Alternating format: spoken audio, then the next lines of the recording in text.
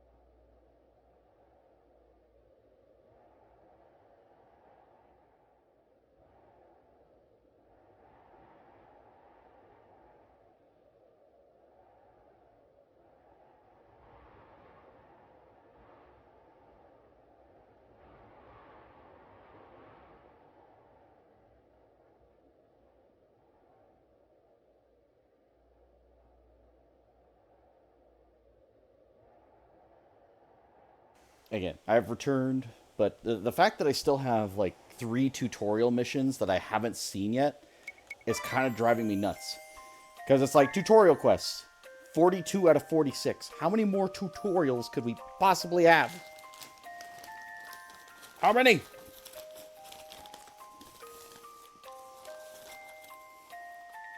It's insane.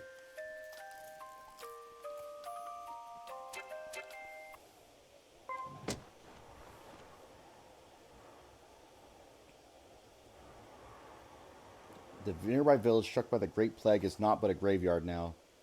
Terribly sad place.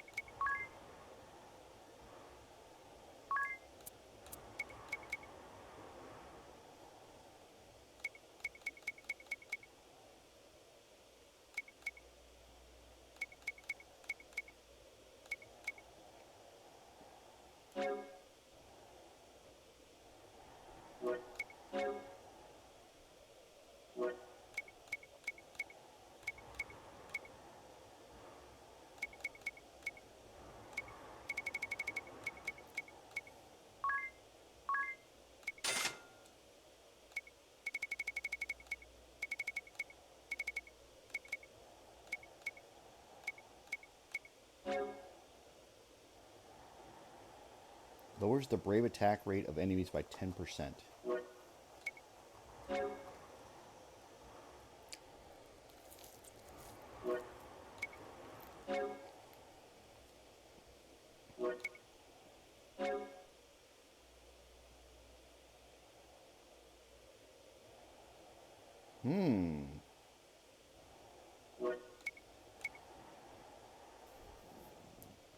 Interesting. I'm not against the idea. I don't know if double's enough, but that's fine.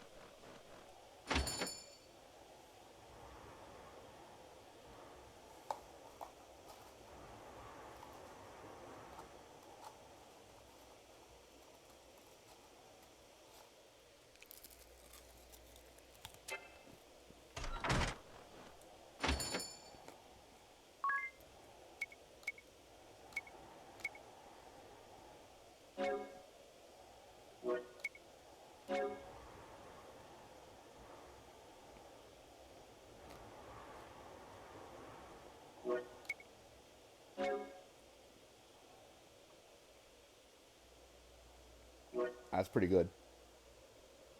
I do like that.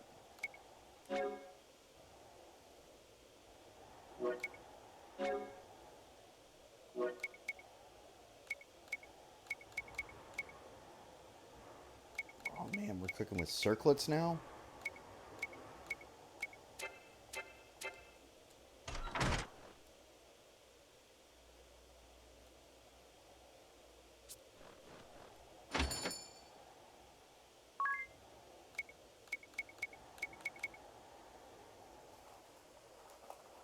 And Anya's can use it. Woo!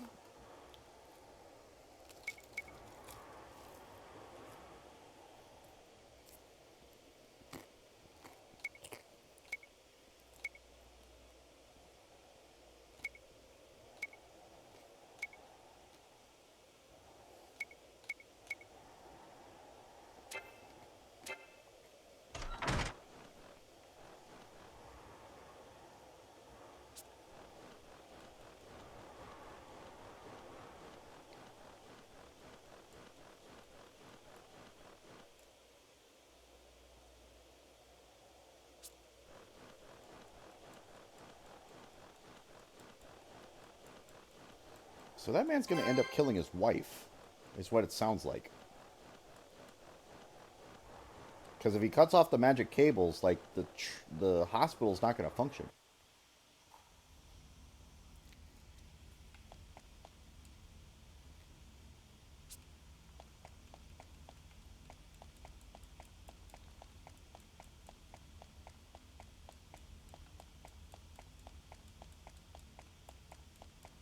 Where is my mother?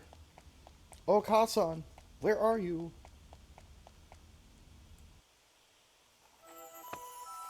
She's right this way.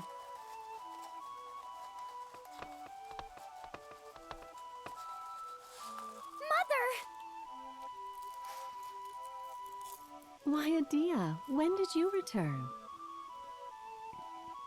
Never mind that. Are you all right? Of course I am. You mustn't trust everything you hear. And I've been feeling quite a bit better since I came here.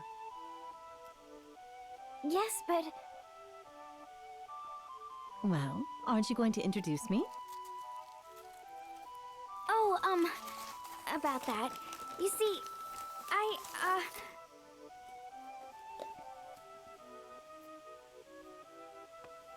I am Adia's mother, Mazer Lee. Thank you for looking after my daughter. So, you are the Wind Vestal? You already knew? Mother, how could you possibly know that? I am the Grand Marshal's wife, after all. I hear much to which others are not privy. And I am particularly well informed about the Wind Vestal's traveling companions. Sir Alternus provides me with the latest news. Alternus did? Alternus. I wish he'd mind his own business. But he knows. Oh no, we'd better get out of here. Oh, relax. I won't report you. After all, it's not that often that I get to see my darling daughter. Mother. My, you look almost grown up now, Adia. And to think you were such a spoiled little thing when you left. Mother, you're embarrassing me. Don't listen to her, milady. We'd love an in-depth look into Adia's childhood. What a wonderful friend you've made. To be in your daughter's company, the pleasure has been all mine. You stay out of this, Ring-a-Bell. How wonderful to see you so full of vim and vigor. I'm sorry if I worried you, Mother. If that is truly so, then there is one thing you could tell me. Mm-hmm. Why did you defy your father so? You must have a good reason, I'm sure. The world. It is being consumed in darkness. Was. Many have already suffered greatly as the shadow envelops the world. 'Tis here counts among them. And the suffering and sorrow will only multiply if we fail to stop it. Agnes has been risking life and limb in her quest to rid the world of this darkness. Yet my former comrades in the Knights of the Eternian Sky sought to capture and even kill her. And it's not only the Sky Knights. The military forces, agencies, and consuls Eternia has dispatched throughout the lands, they've done nothing but cause pain and suffering, and taken many upon many lives. I used to believe anti-crystalism was the true way, but I know now that is not so. After traveling the world, there is so much I've seen for the first time. I've taken in all I've seen and all I've learned. And there, deep in my heart, I've come to know what is black and what is white. That is why I am here now with my dear comrades and friends. So you have come to do battle with your own father and the Eternian forces? It's not my wish. No, you don't understand. We haven't come seeking battle. We've come to awaken the Earth Crystal. Awaken it? Yes. But then I received word that you were ill and receiving treatment. Now I don't know if I should. There's no need for that. No need? Mother, what do you mean? There's no need to worry about me. It's time for your examination. Forgive me, but this is where we must say goodbye. Please, do look after my daughter. Mother... That's it, huh?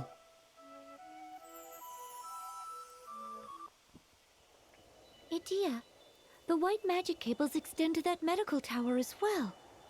Yep. I wonder to where they all lead. To the Earth Crystal. What's this?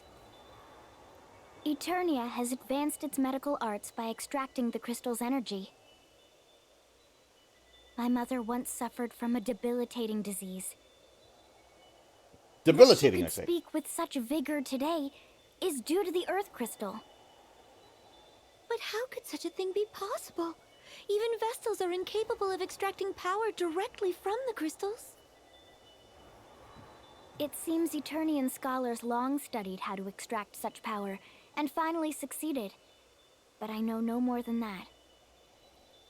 Wait. What would become of the central medical tower if we were to awaken the Earth Crystal? We don't know. What of your mother, Adia? And the many others receiving treatment there? If the power provided by that cable were to suddenly cease, the people that depend on it to survive, they might all...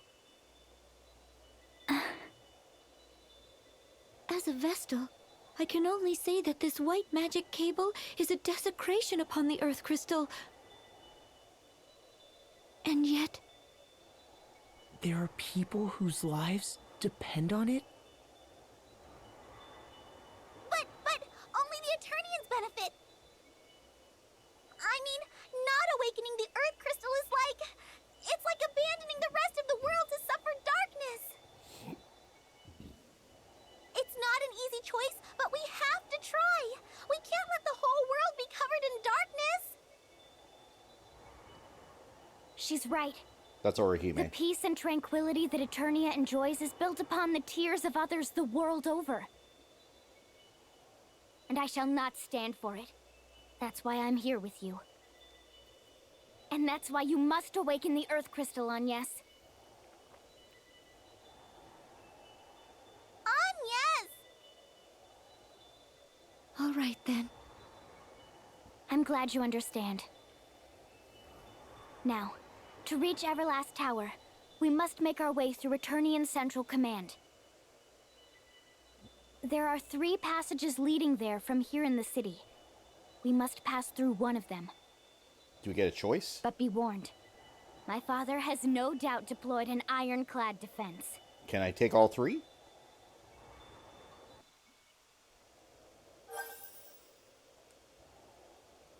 Three passages to Central Command. Let me brief you on the 3 passages that link to Central Command. Right. We're listening. Just go on. 3 paths connect Central Command to Eternia proper, each of them different. The Central Passage is the shortest, but the enemies we'll find there are all nightmares. The Western Passage is longer, and the enemy's tough, but not as tough as on the Center Path.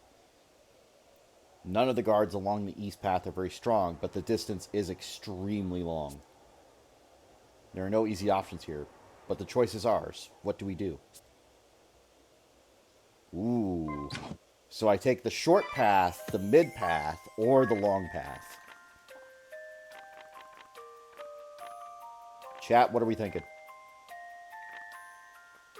Visited Dia's mother where she was receiving treatment. She welcomed us despite knowing we accompanied the Wind Vestal. It seems the people of Eternia, including Adia's mother, were sustained by the white magic cables linked to the Earth Crystal. Torn between her convictions and her humanity, Adia bravely pushed us to proceed with the awakening.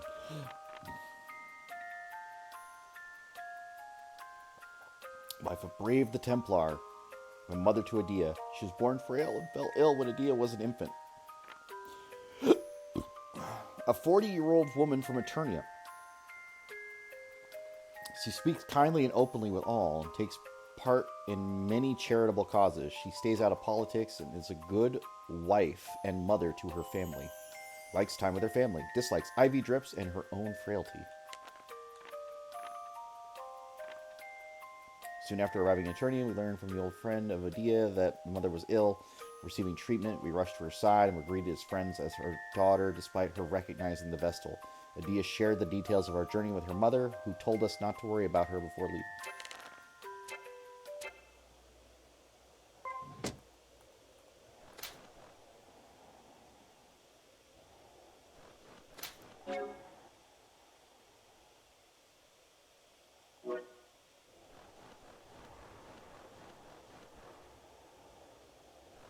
Long, short, or middle?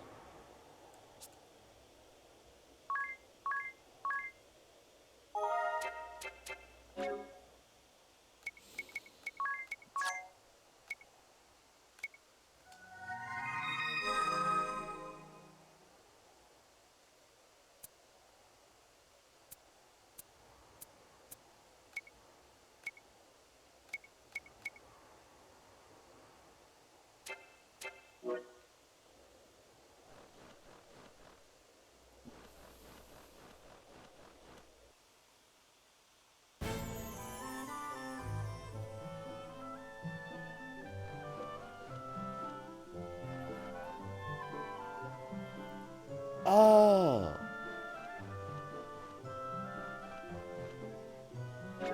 Well, this is nifty. I'm doing all of them. You know I am.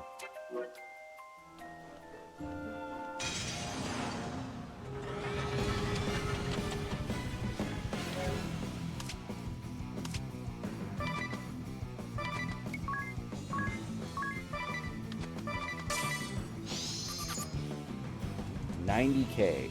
Weak to like inorganic.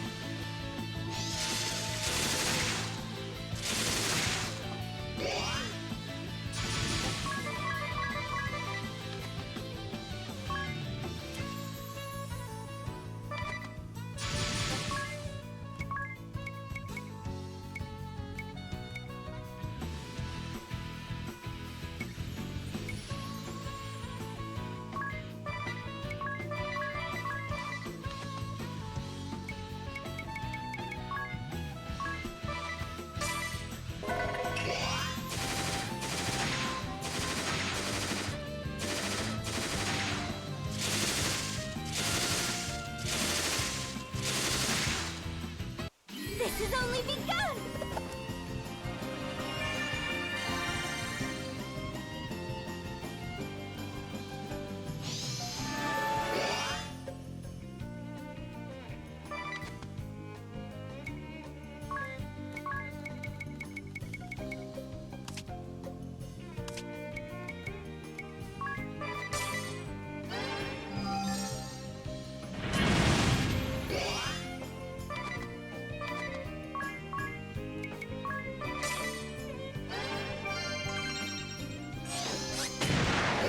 Rocket punch.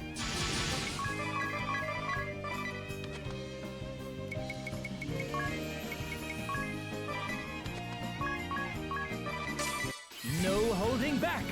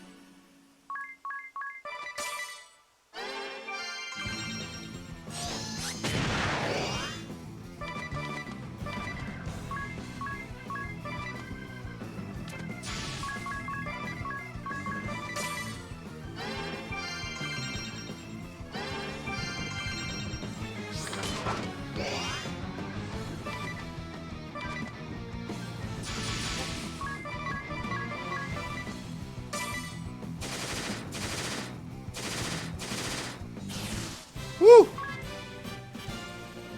No money. Robbed.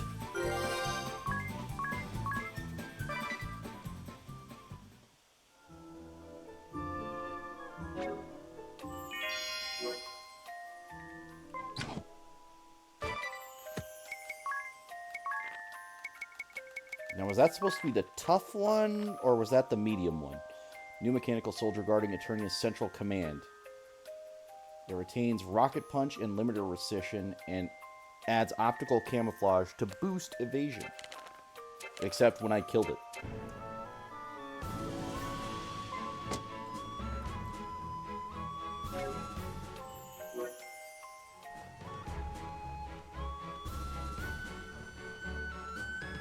Aha. I see.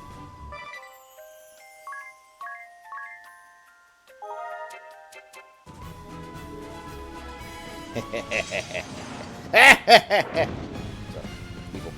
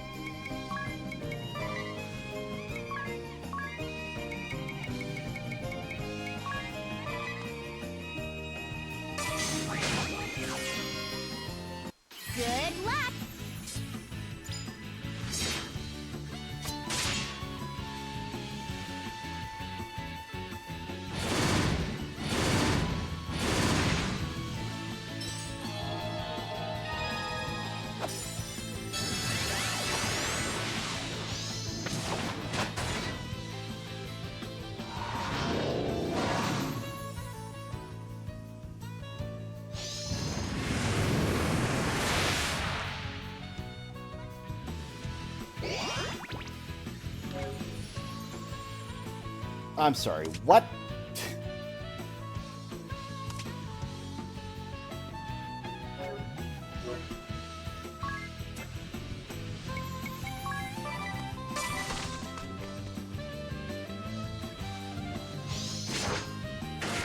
This is fine. Now I know what it is. I can reset on it, but like, what the fuck?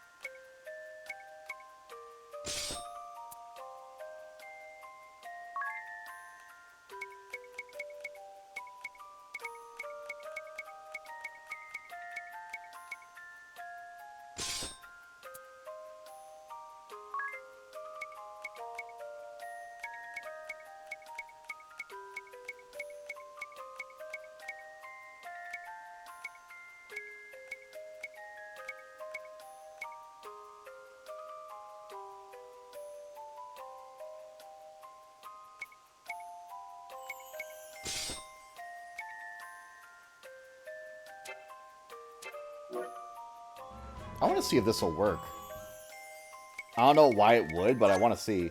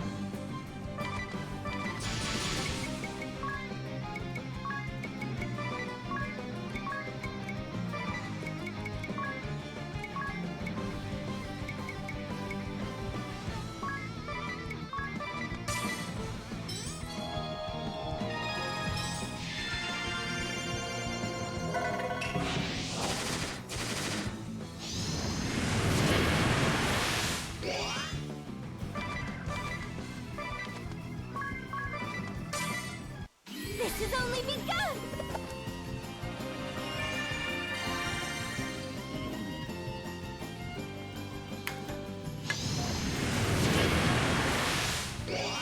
That's much better.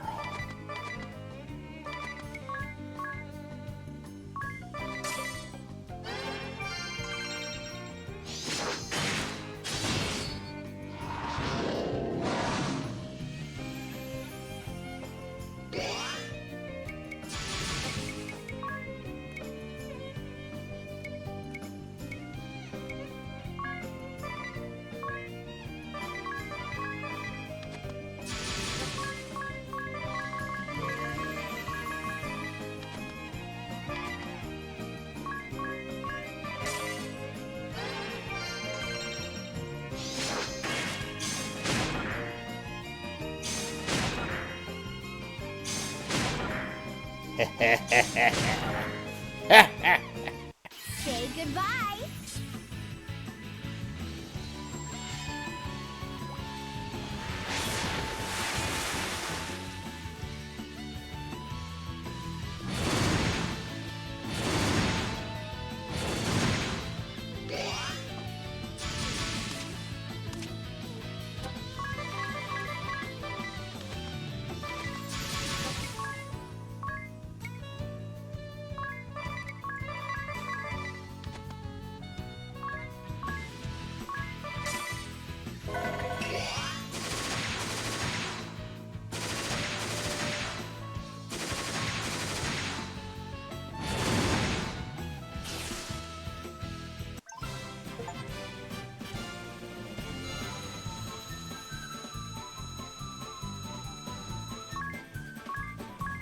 I did beat both.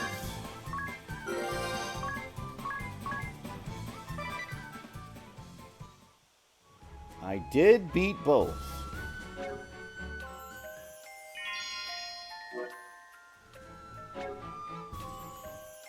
And now I can fix their equipment. Thank you, Reflect Ring. You actually did more than I thought you were going to, and that's fine.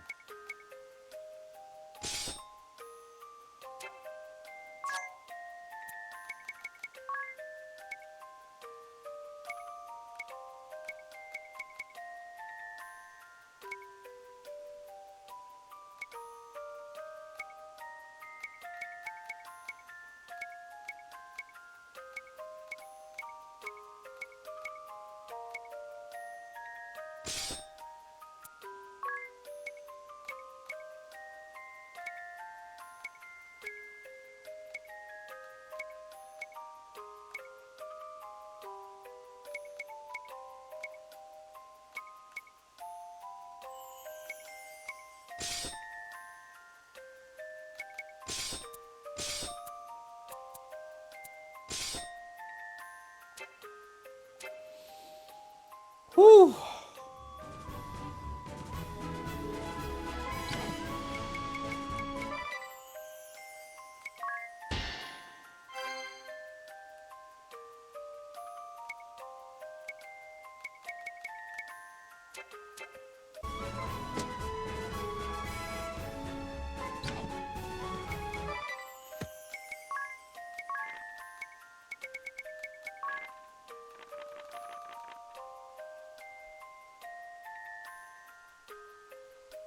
Eternium Forces created this monstrous weapon by feeding a special chemical agent to wild dragons. Its toxic breath damages and poisons all its foes, and sometimes comes back to life even after being slain.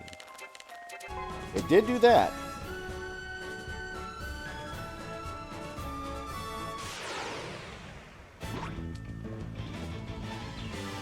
The fuck is that, a rutabaga?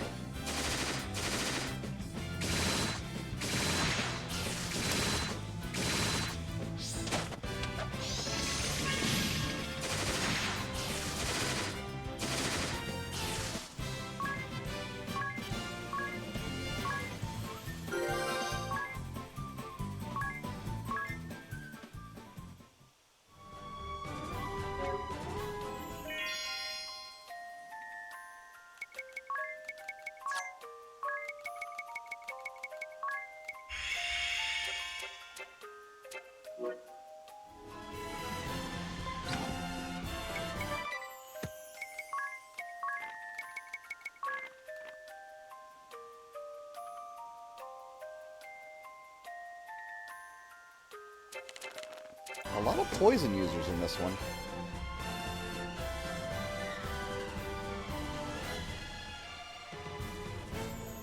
Which is fine, if not funny.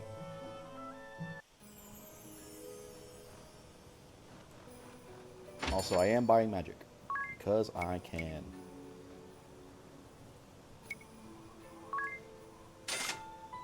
Heh heh heh heh heh. Heh heh heh heh heh.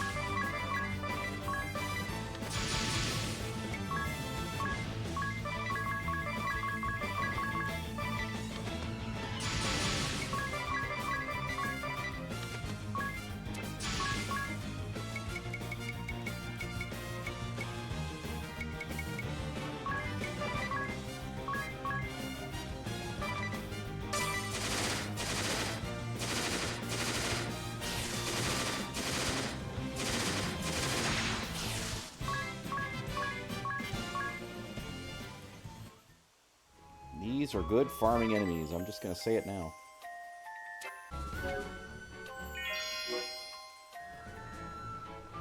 They are good for farm.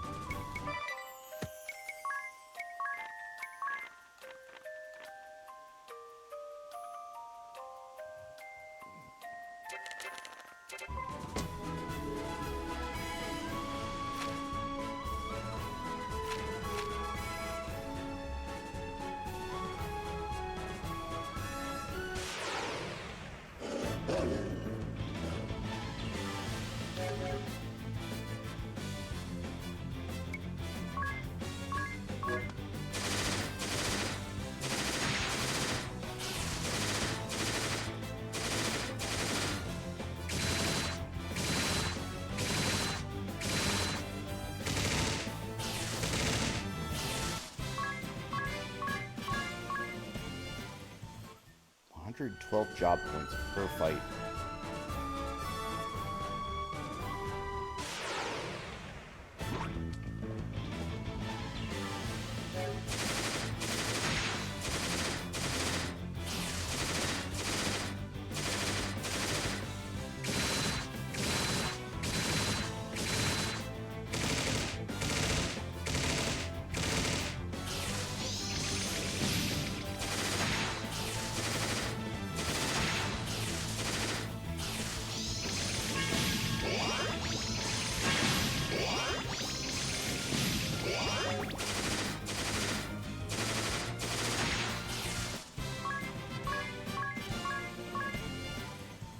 These Mandragoras were trying to fuck me up.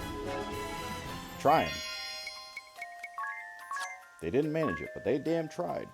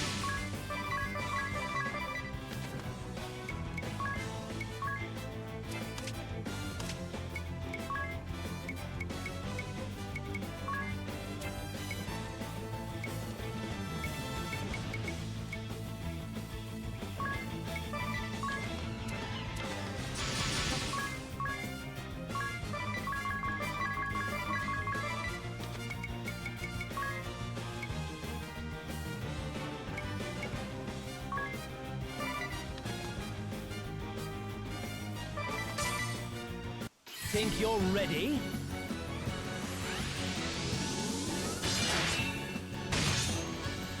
They got healed from that? What the fuck?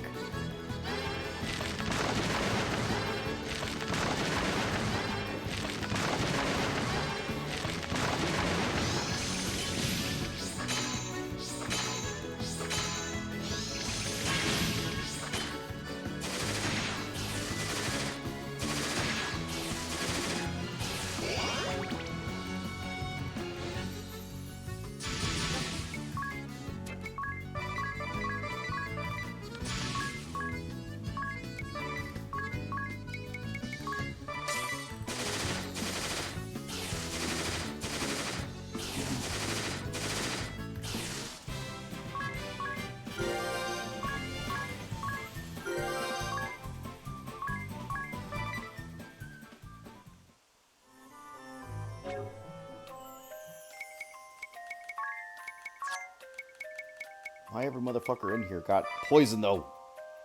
Every single one of them.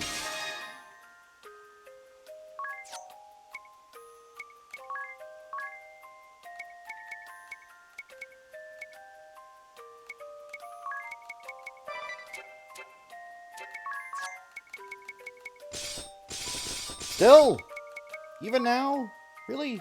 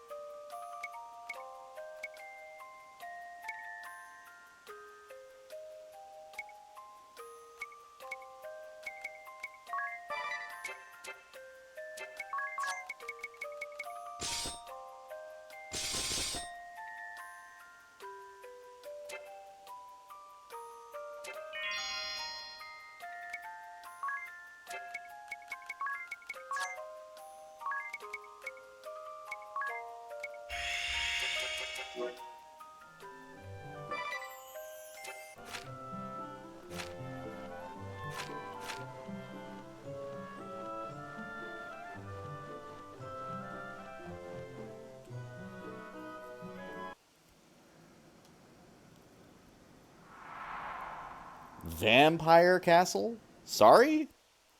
What? A castle made of ice? There's but one word that comes to mind. Imposing. What is this place? Castle Frost Coffin. It's been abandoned for 2,000 years. The people of this land call it Vampire Castle, and fear to tread anywhere near it. Vampire Castle? Sounds like an adventure. What are we waiting for? The door won't budge. It seems the way is barred. They say this door suddenly appeared one day amid a fierce blizzard, but it has been shut tight ever since. Let's move on. Our quest lies with the Earth Crystal. But vampires? What do you mean? You can't just tell me there's a fucking vampire castle and not let me go in. What the fuck?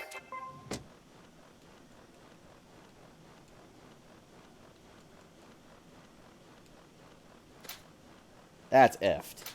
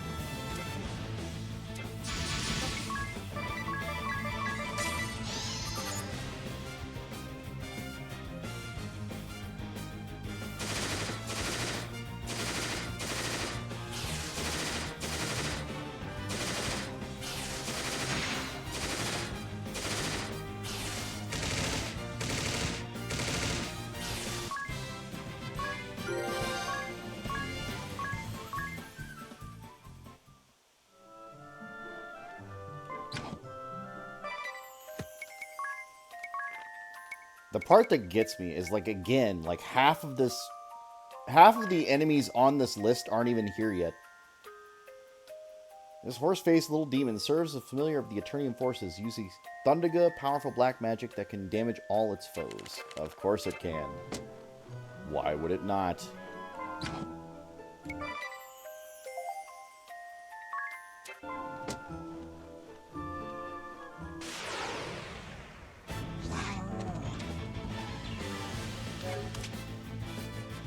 About to say, I'm pretty sure I already have Lilith.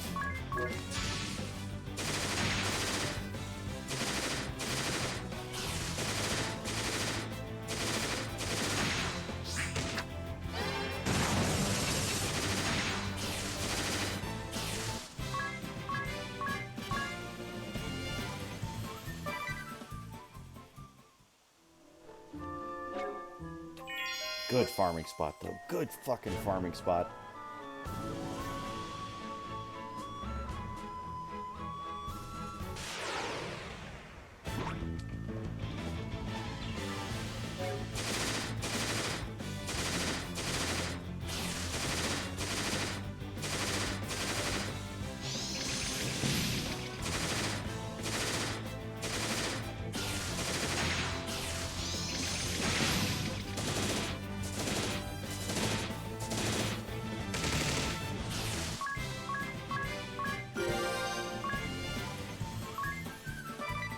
Hate mandragoras!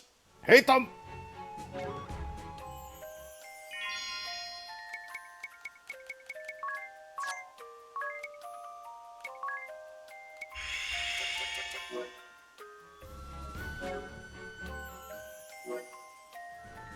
We got some pocket change.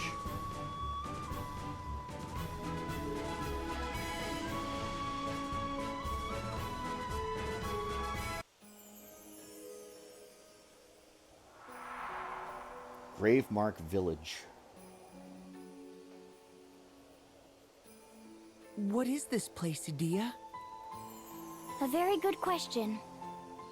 I never knew there was such a village on the Eastern Passage's byway. Marza, is that you? Huh? I am mistaken. You are much too young, though there is a resemblance. She's my mother. Might I have your name, young one? Adia. Of course. That explains the resemblance. This is the birthplace of the Lord Marshal and his wife, the Lady Marza. What's this? I'd never heard of such a place before. Why are there so many graves? So you know naught of the Great Plague? Well, perhaps it is best that way.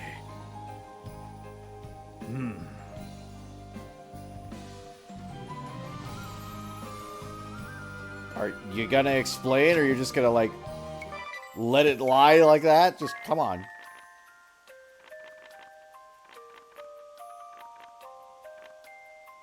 Beyond the eastern passage from the city, we found the abandoned village littered with gravestones. An old man there who continued to tend the graves told us the village was the birthplace of Adia's parents.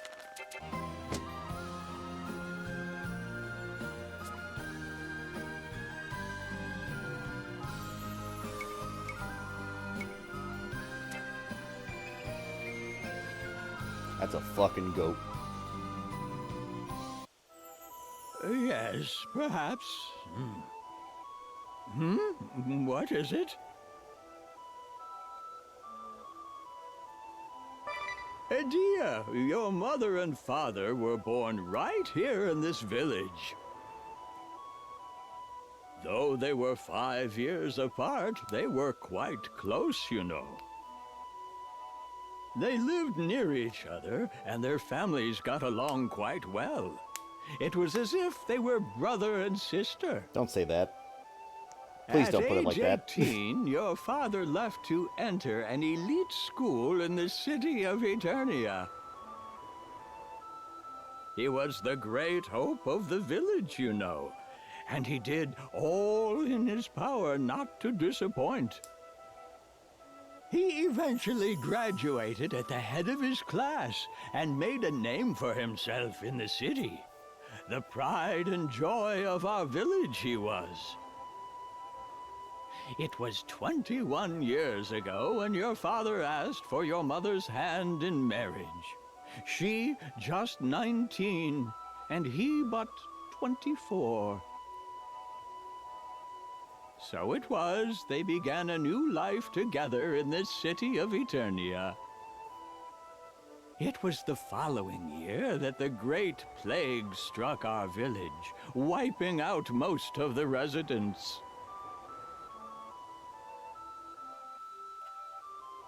Yes, perhaps. Yes, the Great Plague. 20 years have passed since it first struck. A sickness that began in eastern lands soon spread, wreaking havoc across the world ere it reached our land. Eastern lands? It struck the year after your parents were wed and moved to the city, you know. Once the plague took root in Gravemark Village, all roads out of the village were closed. It was on orders from the head temple of the Crystal Orthodoxy, ruler of this land at the time. That's why there's But anti-crystalism. I still believe they made the right choice. After all, the city of Eternia was spared the Great Plague's devastation. Millions upon millions across the world lost their lives in a matter of months ere the plague subsided. And I have been tending the graves ever since. Your parents paid us a visit upon the road's reopening, you know. They seemed truly sorry that their hometown had to be forsaken for the good of the city. Yes. You may stay. Oh, it's just a free...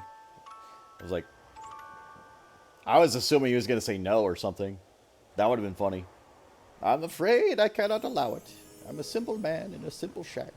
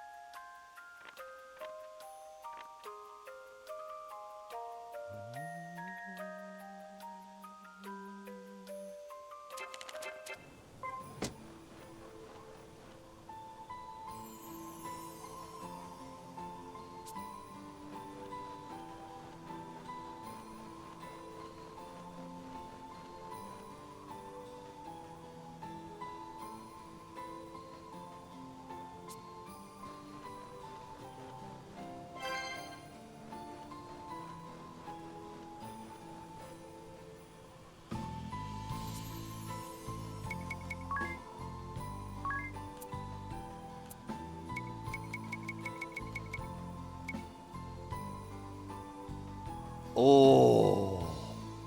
See, that one right there? Oh, God. That one's so good. It's so fucking expensive, though. Oh, that hurts. But I want it so bad. 500,000? 500,000? Fuck.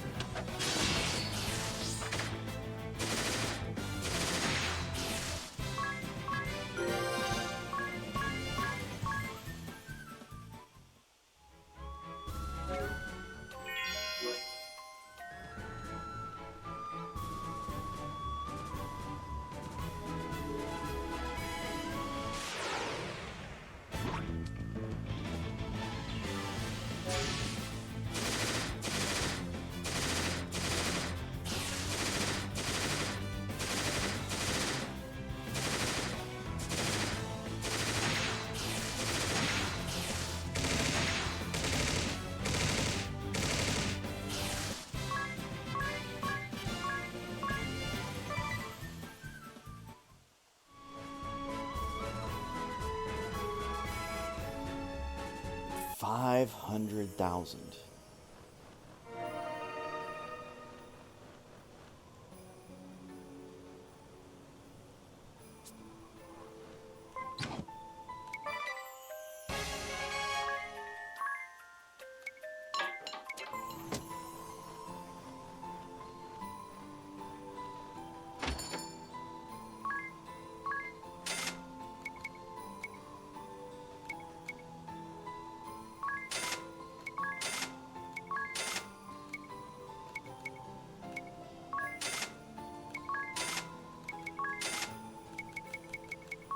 And we have gotten all the magic, which is really fucking good.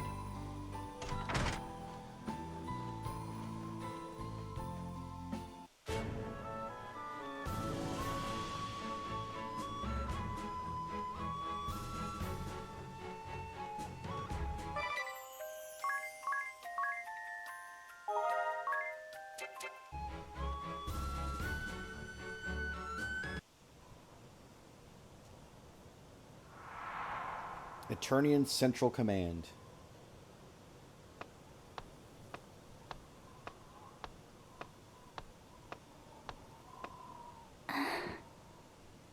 It was here that I was raised. I feel as if I haven't been back in ages. It's only been a year. But it hasn't truly been so very long. They say home is where the heart is. But all I feel is loneliness. Oh, spare me your sickly sweet nostalgia. Oh, it's the sick Biosh. I mean, we're going to kill you anyway, so... You're the one who slew Olivia! I bid you, Victoria, unleash your full power. Spare nothing. I wouldn't have it any other way. The kid gloves are coming right off!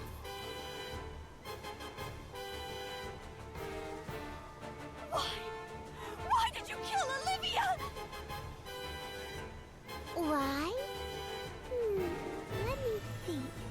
I suppose you could chalk it up to me and my butterfingers. Why would you expect a serious answer? Don't look at me like that. I mean, a crystal vestal? Ha! You're no match for me. And that goes for those fools you're with, too. Murder, you stumpy little brat! Murgurgur came back. Let's go. Stumpy little... Did you hear that, Victor? Dia! How dare you hurl such heinous language at Victoria! I care not if you are the Grand Marshal's daughter. I'll not rest until you lie dead at Victoria's feet! Fine. Then I'll not rest until that foul-mouthed girl falls head over heels for me. What are you on about?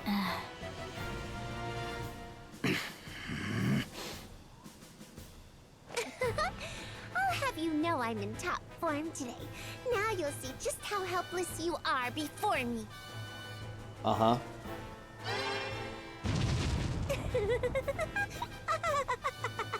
You kind of missed.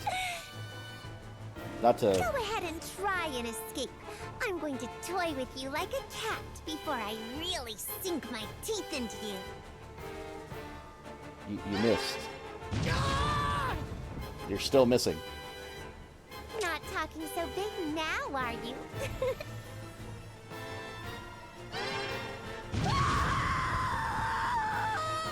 Okay, that was a little bit too much. I grow bored with this. Better say your prayers. This ends...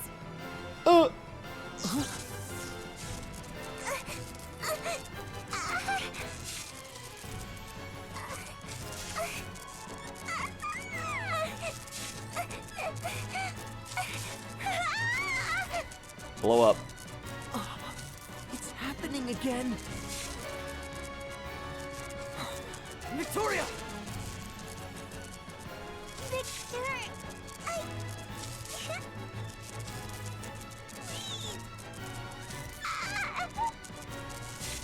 Master of grown more unstable than I had feared.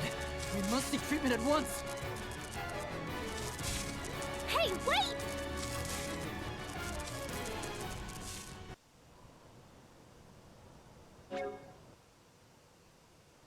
Well, she didn't damage us. So... Yay me?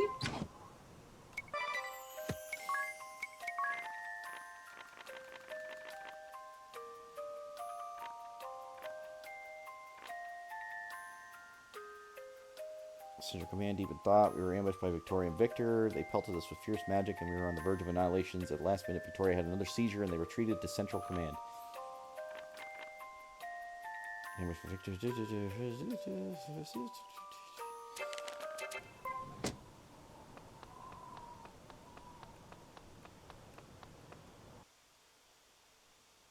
Where did they go?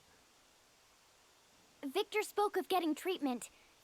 The closest place around here for that would be the room to the right. Uh-huh.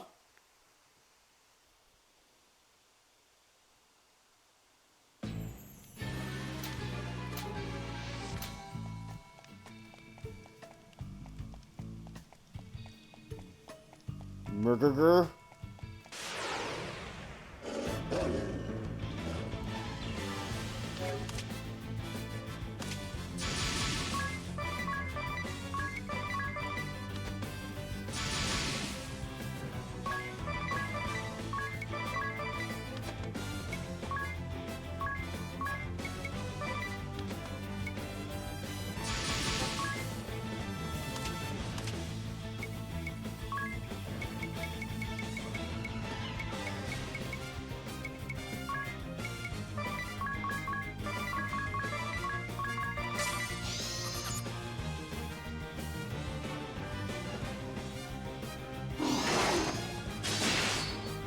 No, you stay up.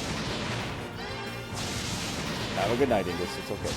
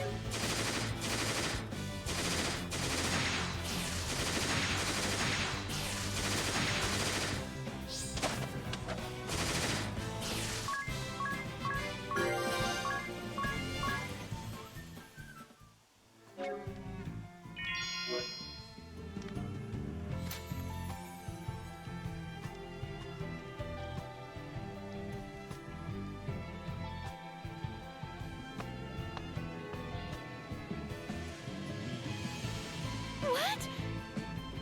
This... Look!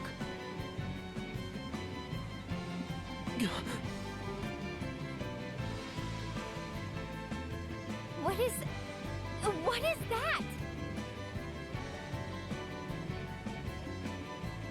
Silence, if you please. She would likely perish if we were to disturb her now.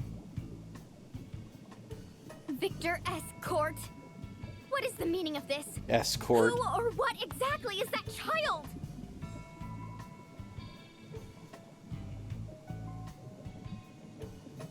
Allow me to tell you a story, if I may. I'm waiting. In other words, you're stalling for time. Time enough to replenish Victoria's power. No, that is not my intention. This treatment is merely a bid to save her life. Now, about that story. In truth, it is a tale of the not-too-distant past. Once upon a time, in a place not of this land, there was an orphan child suffering an incurable disease. Her name was Victoria. Abandoned by physicians and all around her, she simply waited upon her inevitable demise, all the while gasping in pain and despair. But hearing her voiceless pleas, the Lord Marshal took her in his arms and brought her back to Eternia. My father did that? Were it not for his lordship, her fragile life would have soon been snuffed out. I am sure you are well aware, Adia, but science and medicine in our lands have advanced greatly with the use of white magic. I was pulled from my studies on the Earth Crystal to treat her. And yet my treatments were still experimental, incomplete. She survived, but ill effects linger. Side effects graver still than her original condition. Fits like that you witness strike periodically, and their frequency increases with each day. Violent turns of mood soon stripped her of any semblance of self-control. Each time her tiny form is racked with pain, I ask myself, knowing the result, would I still have intervened as I did? But ever is my answer the same. As long as I draw breath, I will see that she does too. No matter how she suffers, I'll not allow her to die. She is both my crime and my redemption, my ego, my joy. I dedicate my entirety to her, and know no greater pleasure. What nonsense. And delay for time he did. I mean, really, Victor. That was so boring and really long, too. Forgive me, Victoria. How do you fare now? Back to my old self. But I don't think I could take another one of those fits. Now, let's take care of these fools once and for all. Murder. To think you'd just stand around twiddling your thumbs when you had a second chance to finish me. But that just proves you're the fools I knew you were. Victoria! Don't blame me. You're the ones who just dug their own graves.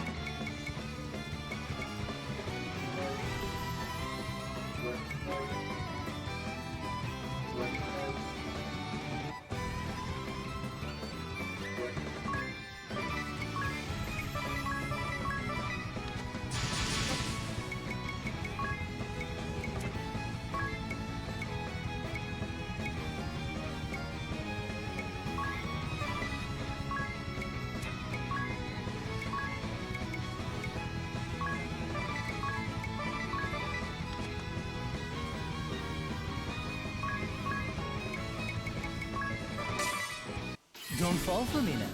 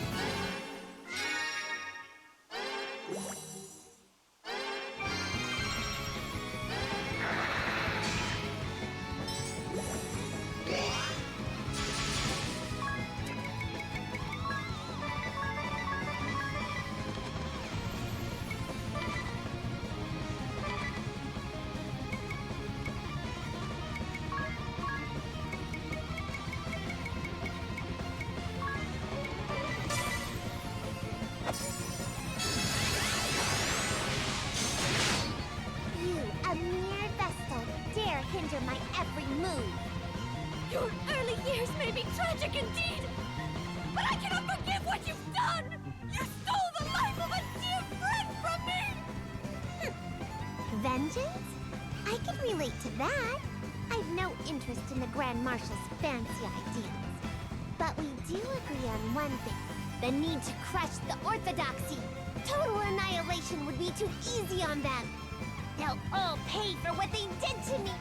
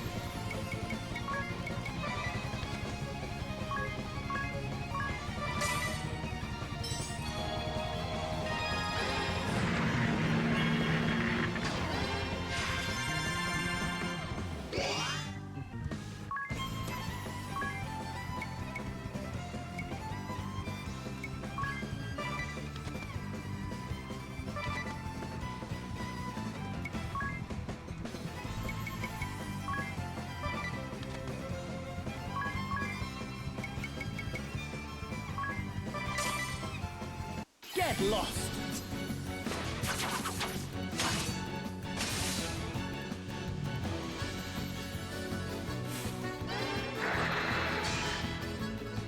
This decides it!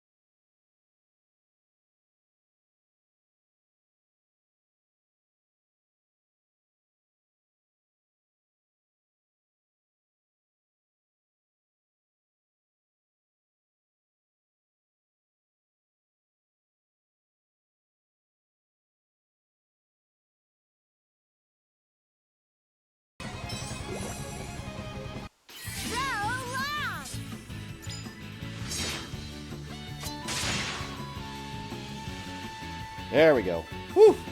Forgive me, Victoria. Fool! I didn't say you could die before me!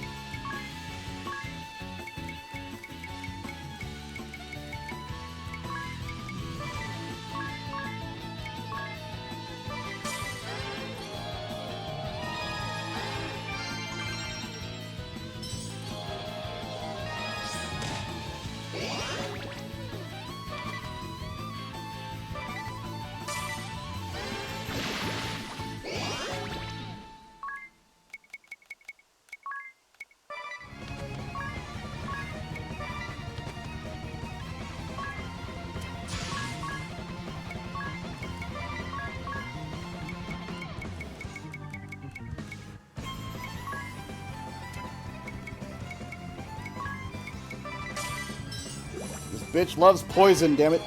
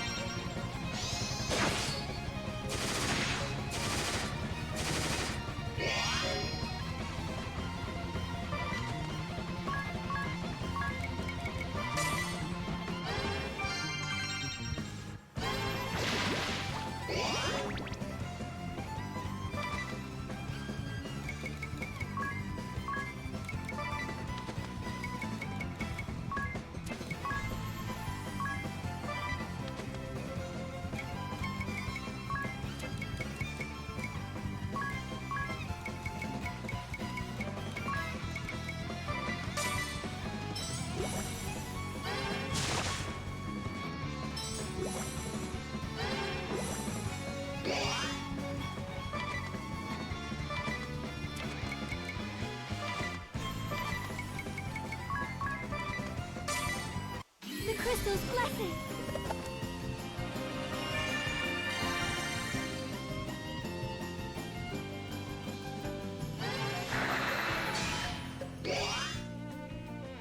So tough without your boy, are ya?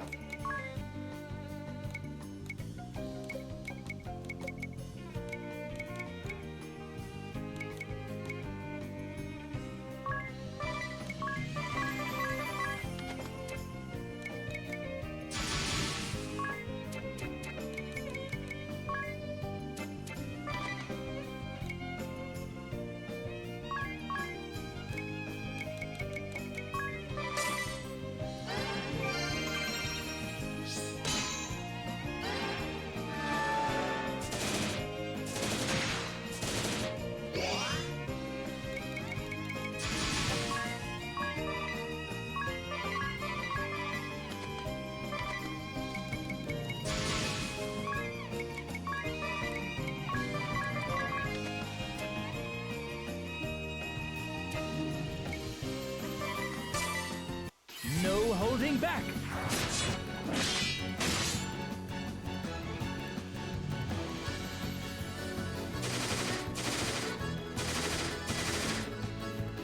Full power!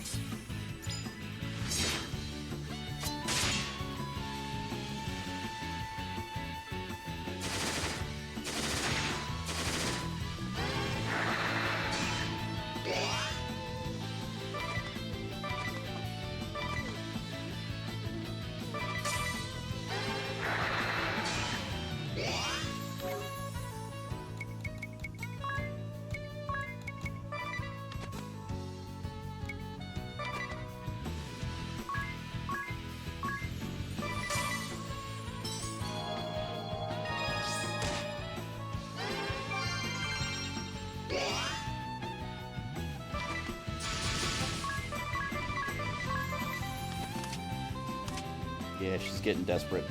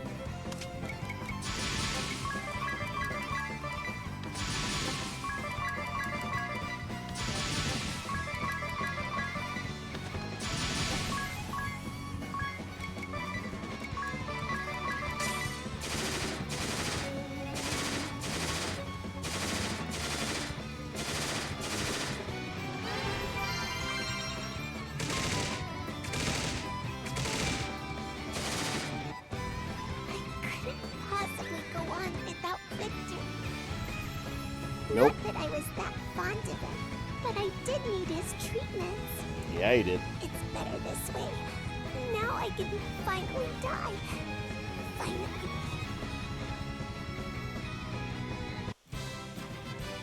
She's like, now I can die. Oh my god.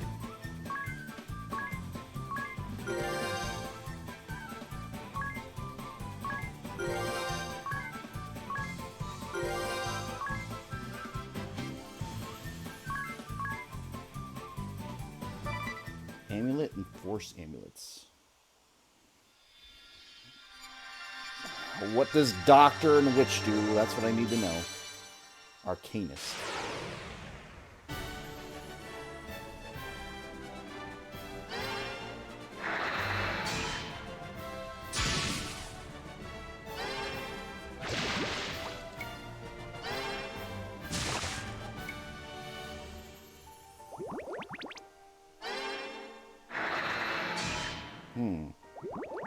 Okay.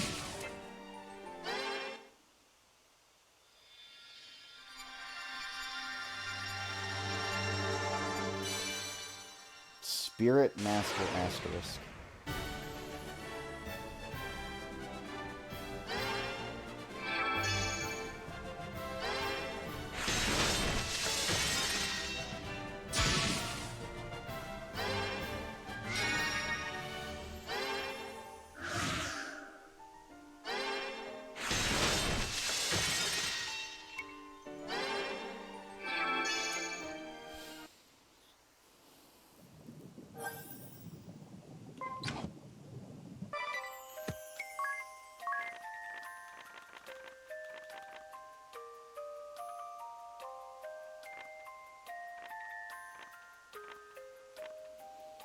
Although the treatment kept Victoria alive, she now suffered from violent seizures, unable to control her emotions. As Victor told us of her sad upbringing, Victoria awoke and set upon us.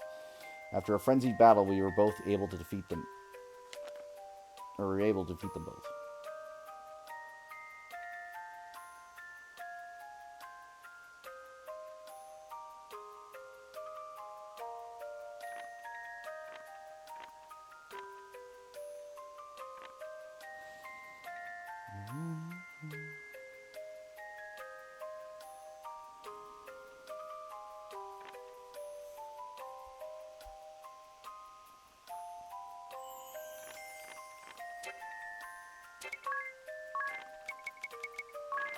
We're running out of people to kill.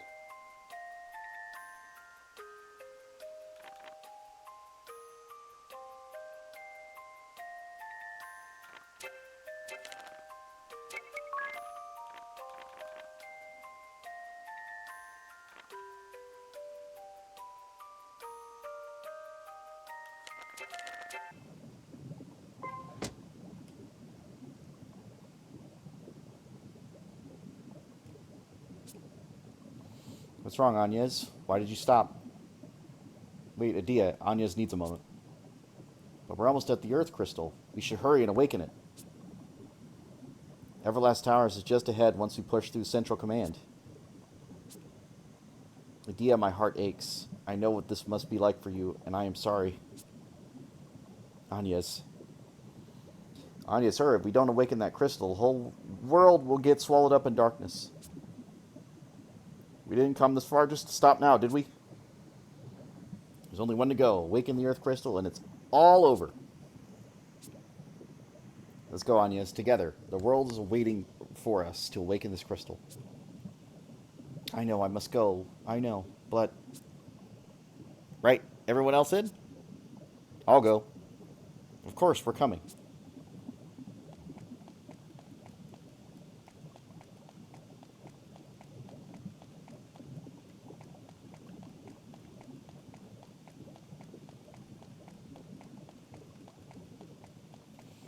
They put so much detail into these rooms, only for them to be used once, and it kills me. It's like, I get it. It's a good set piece. But damn! They put so much effort here.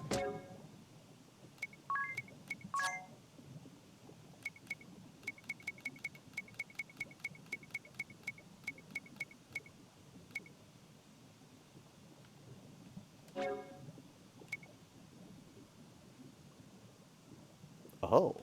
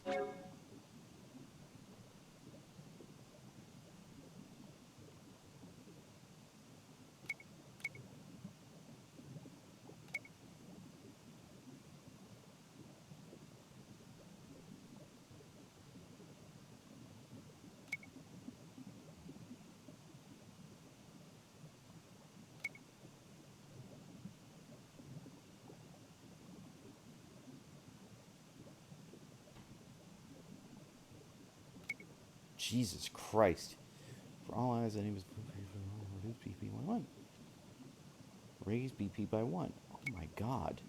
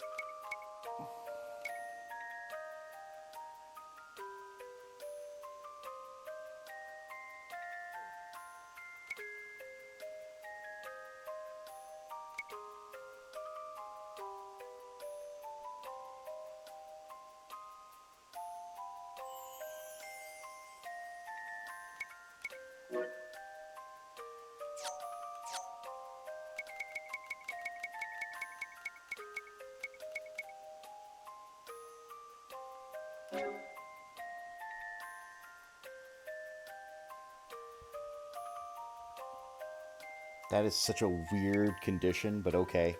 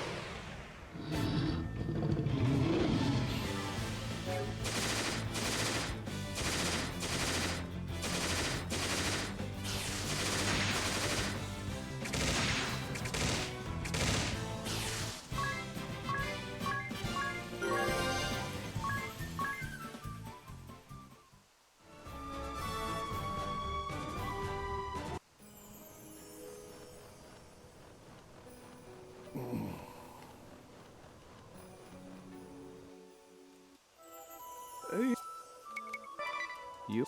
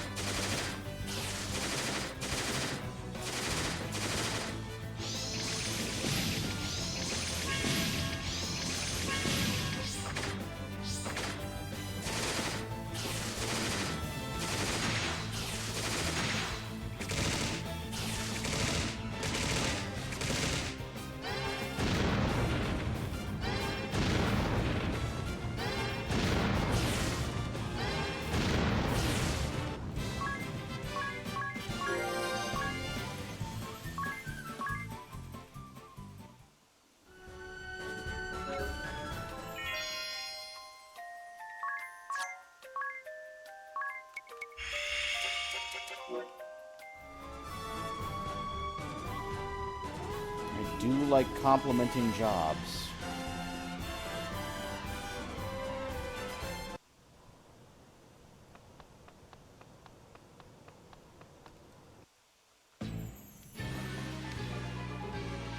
Lots of poison going on here, though. Like, it's crazy how much poison in this area.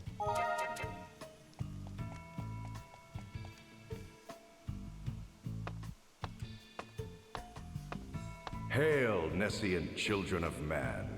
Nescient? Who's there? A petulant daughter's act of rebellion against the father who neglected her. What? The naive Vestal's sense of justice as dictated by others, unquestioned as it is unflinching.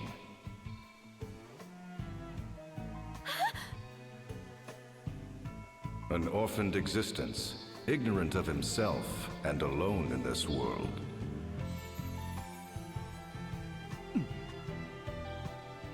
Has playing as the trusty friend filled your hollow soul, boy?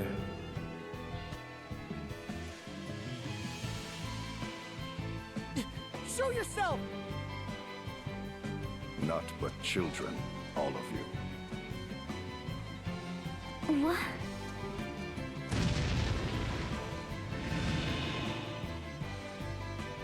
I am done here. I leave the rest to you, Alternus Dim.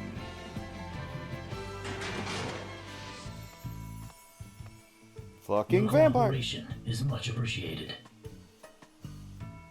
Cooperation? No. It is simply a matter of friendly concern.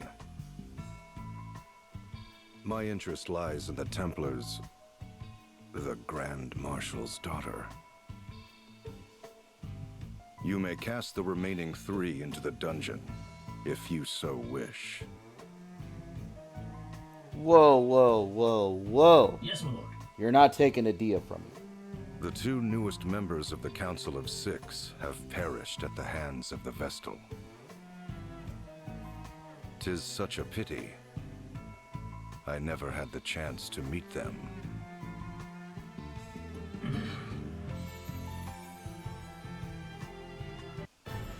So Victor and Victoria have met their end? Yes, Lord Marshal. A tragic end to tragic lives. Indeed. But the Vestal and her fellow conspirators have been captured. Though the toll was heavy, we have them at last. Well done, Altunus. Well done. No, this was not my doing. It was his. I see. There was one more matter, Lord Marshal. Your daughter, Edea, is in her room. And? She's I pissed. simply thought you'd wish to know.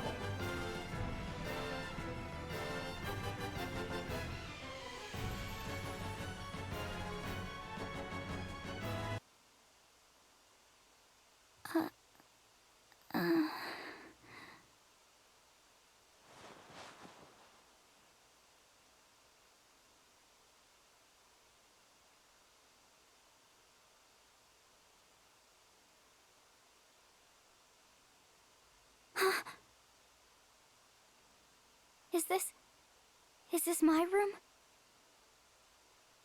Where is everybody?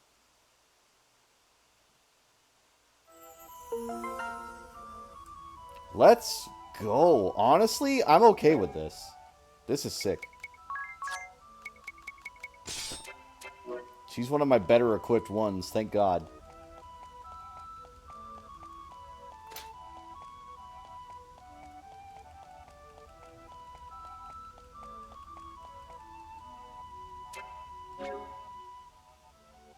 Nope, she's fine.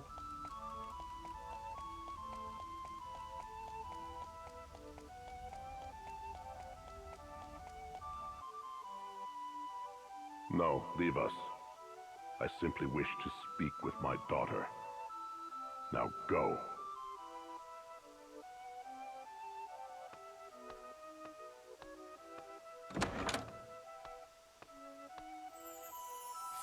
Father.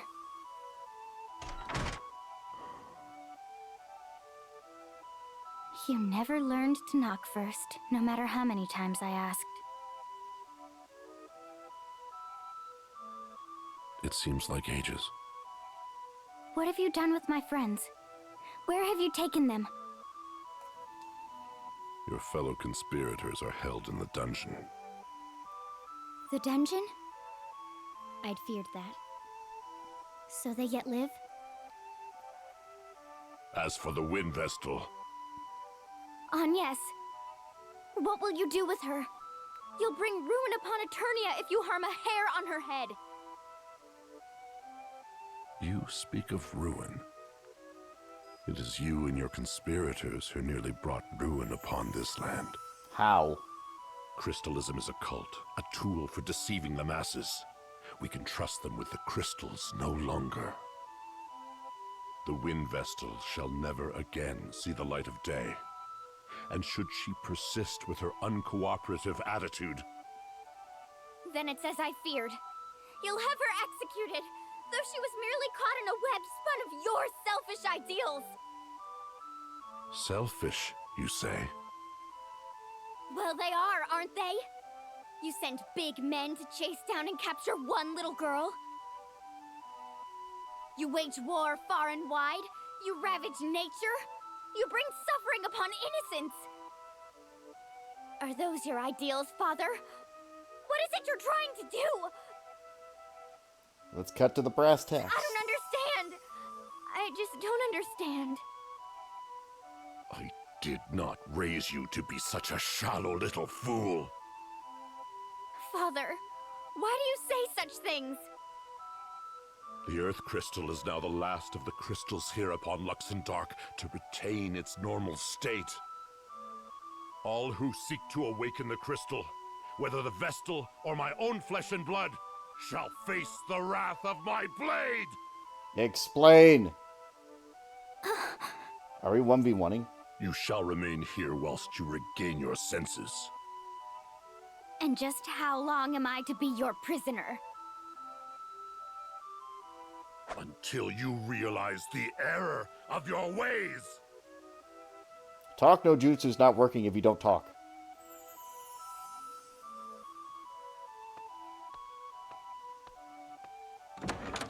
Redouble the guard.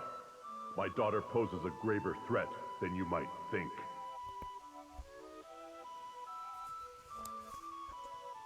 Ugh. It's as I feared. Father does not understand.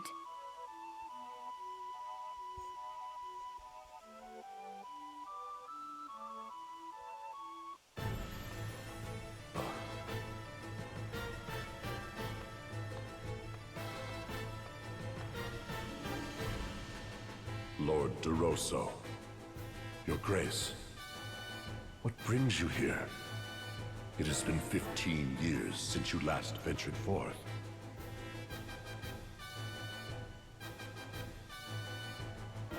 "15, you say?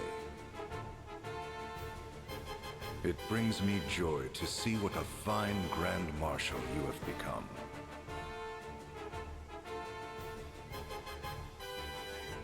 For an immortal such as I, 15 years seems but a fleeting moment in time.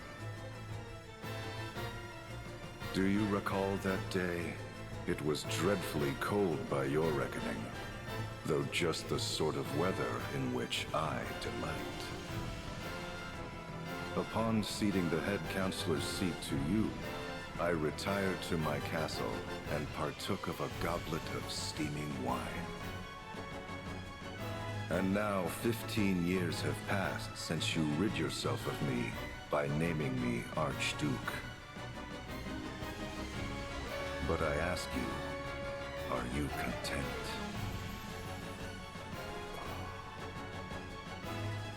You seized the Earth Crystal and laid waste to the places sacred to the Orthodoxy. And you brought the crystals under the dominion of man, exploiting them to build your ideal society. All great deeds we failed to accomplish. You should be proud.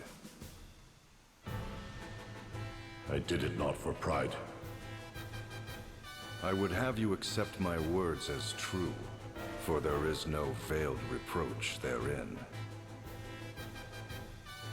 Indeed, you have acted most valiantly, unlike we who have long done naught but watch from the shadows.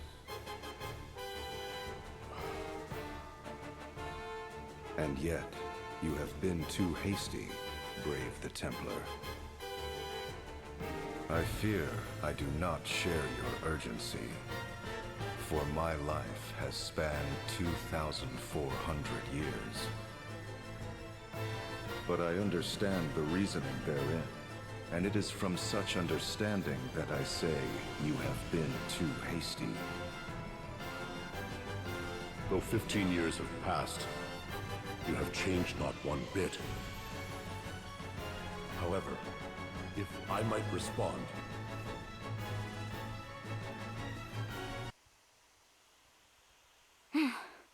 Father just doesn't understand. Right. All ready. It's quite a way to the dungeon, but I'll manage.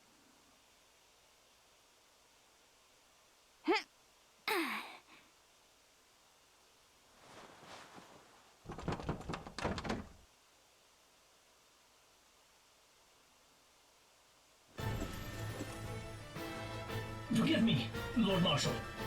Is Edea here with you? No, she is not. She was supposed to be confined to her chambers. Yes, Lord Marshal, she was. But she suddenly disappeared. What's this? We're not the sentries vigilant? They claim never to have stepped from their post. Her chamber door was never opened. Then how could she have? Ah, her father's daughter indeed. She acts from the same sentiments. Those sentiments that you once held for the Crystal Orthodoxy. How could you know that? Have you not been away from this land these 15 years? Was it not you who drove me to exile? Well, be that as it may. But to one such as I, you and your daughter are one and the same. Passionate, stubborn, not even 100 years old. So it is I can understand what both father and daughter are thinking, simply by watching.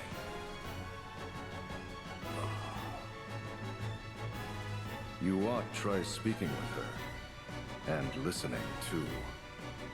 Your time for such opportunities grows short. Crystalism, anti-crystalism. The quarrel between you and your daughter is but a proxy for that clash of ideas. Open your heart before it is too late. The very future of this world hangs in the balance. You truly have not changed, have you? Is that so? Well, you must forgive me.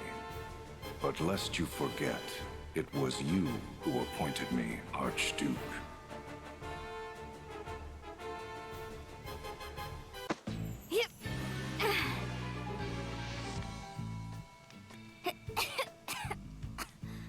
I know the dungeon key is around here somewhere.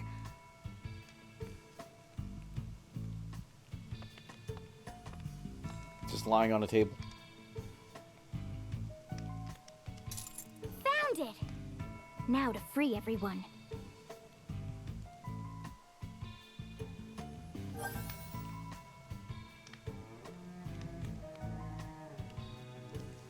Anya, Zadia, ring a bell. Are you alright? Fit as a fiddle. I'm unharmed as well. Ugh, rude. What's the big idea leaving me out? Ah, sorry. Wait, Adia isn't here. What? Where is she then? Think about it. This is her home. She has friends here, family. Right about now, she can't think this was all a trap. Adia is not the sort of person to commit such deception. I will not believe it. She's right, me neither. And me least of all. I'm saying she's in more danger than all of us. We're only enemies of the state. What? And Adia isn't? With her, it's personal. She's betrayed them, tis. People here must bear a grudge against her. I suspect she's being subjected to an especially cruel punishment.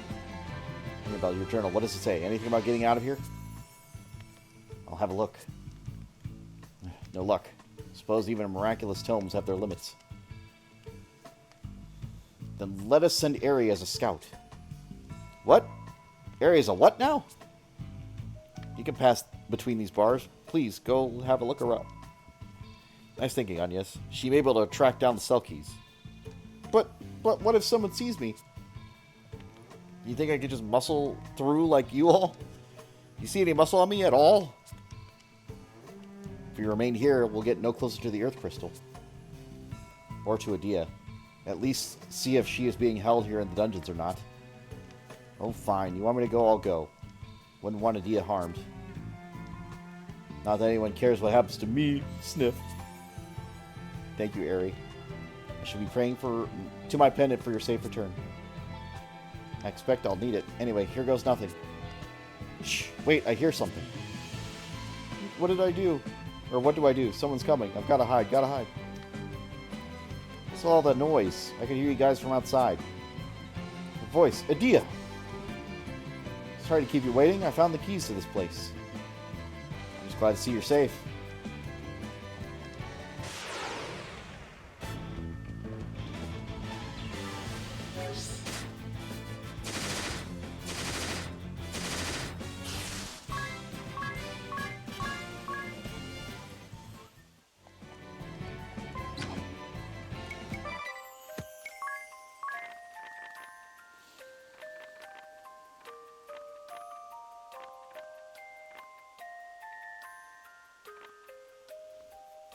Fiend, Victor, and Victoria. We set out on the top floor of Central Command. We were put to sleep by a strange bat-like creature. Adia was taken to another room while the rest of us were locked in a dungeon. After speaking to her, Adia came to our rescue using a secret passage to the room she had used as a child.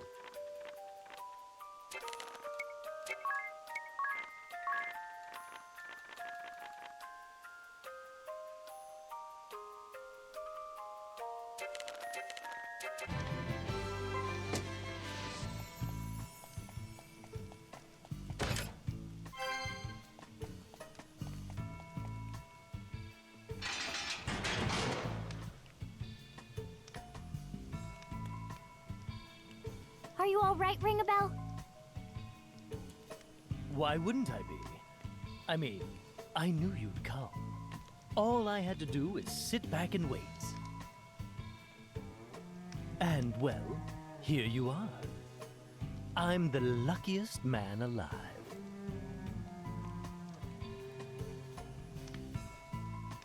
You're my savior, my goddess. Let me thank you with a big kiss.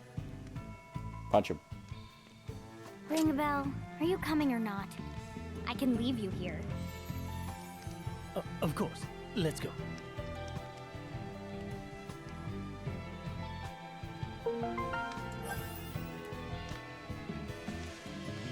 Glad you're all right, Ring a Bell. Thank you, my dear, I owe you. And a gentleman always pays his debts. Debts to ladies I repay tenfold. Ugh. Here he goes. It's always this. If you would have me do something else, milady, needs but ask. Alright then, Ring a Bell, how about you go out with me? What? That's very, may I ask what provoked that? If you were my boyfriend, where would you take me? Where is tonight's date? Tonight, let me see. I need some time to prepare, all this time, and you never once stopped to think what to do with me if I ever said yes. Well, you see, I'm only teasing you. You can dish it out, but you can't take it at all. Oh, this is useful information. What? You've been treating Tiz like a little brother this whole time. And every time you get the chance, you tease poor Anya. So, what do I tell this to? Who do I tell this to first? There we go. It's neither an option? I vote neither. Then you owe me twice the hush money. Haha. Got him. Idiot.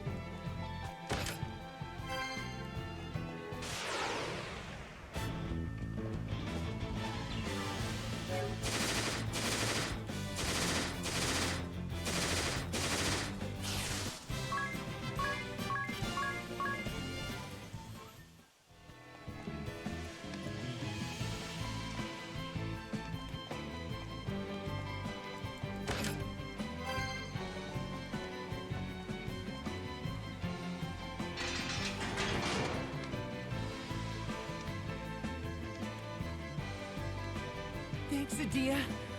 You're a lifesaver. You're quite welcome. But it was really nothing. After all, I was raised within Central Command's walls. I know every nook and cranny. Were you able to speak with your father? Huh? What does it matter to you? You have family you can talk to. You ought to, you know. You would forgive my father? Grand Marshal of Eternian Forces. Head Counselor of the Council of Six? You've seen how much Agnes has suffered because of my father's orders. True enough, but... You need not worry about me. We need to focus on awakening the Earth Crystal. All right.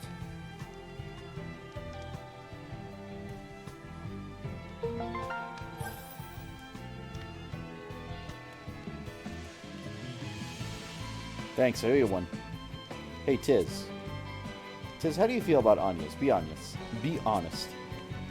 Whoa, where is this coming from? Never mind, it's written on your face. My face? Hey, keep it down, would you? Don't worry, she can't hear us from here. And you can't keep hiding your feelings anyway. Go tell her. Tell her you like her. What? No, I don't. Well, I mean, the crystals come first. This is no time to be... I didn't mean right this second. Sometime, when it's just you two. You tell her, take her hand, and you walk your path together, side by side. I mean it, Tiz. You're not going to find anyone else like her if you pass this up. Not ever. Never, ever, ever. Look, would you please keep it down?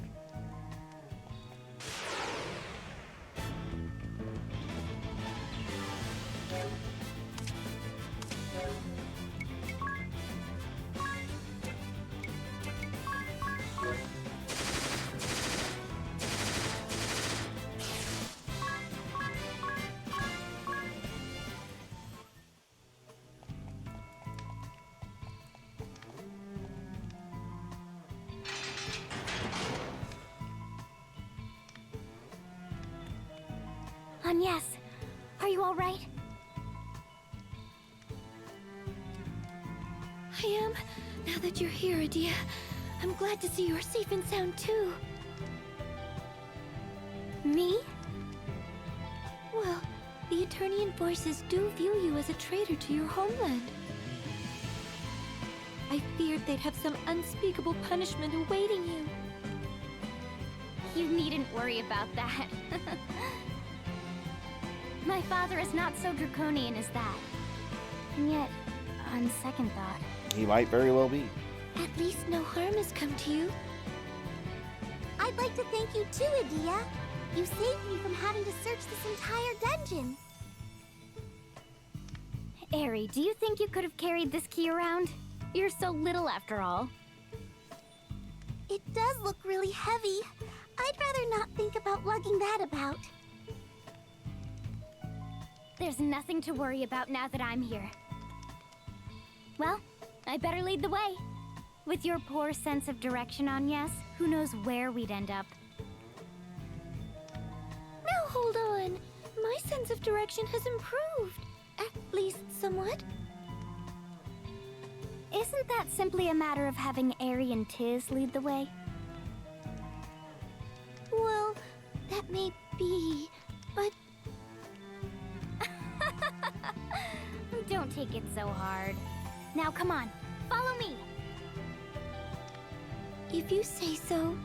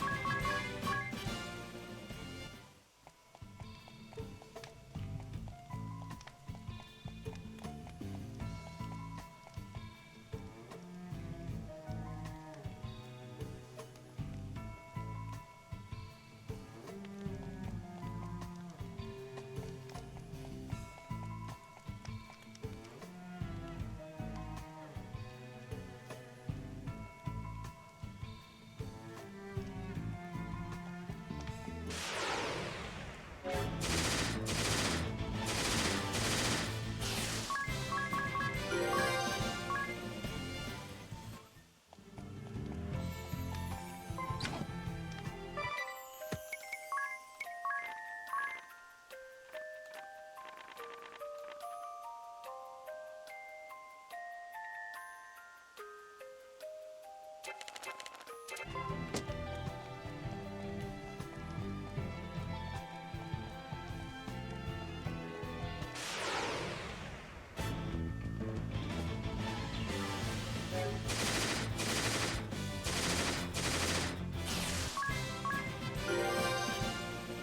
honestly don't hate the idea of farming in here.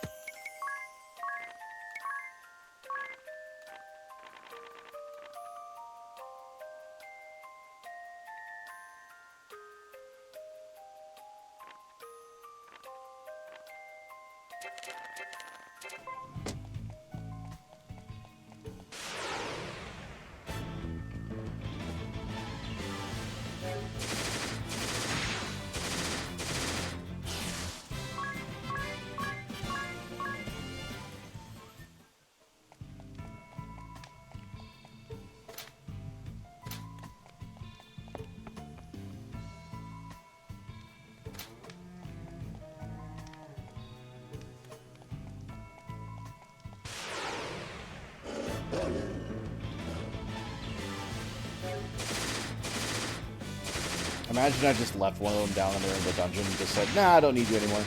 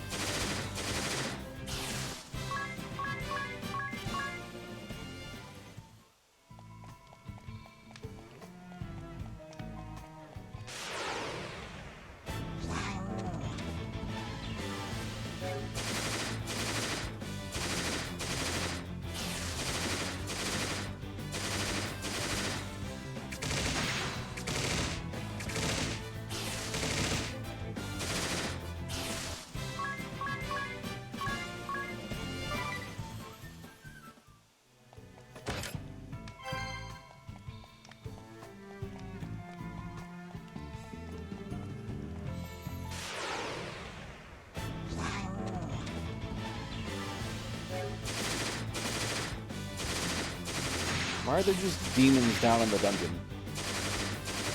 We aren't questioning this at all? We're just letting it happen?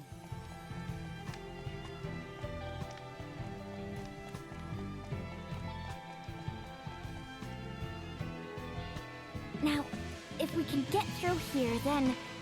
Hold on while I try this key.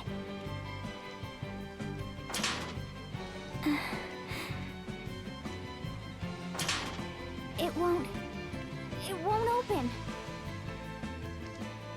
Are you sure? Do we need a different key? I don't understand. I thought...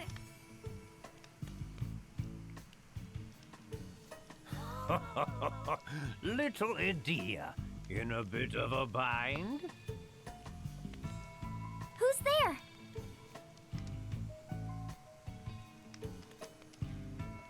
Sage? Is that you? What are you doing here?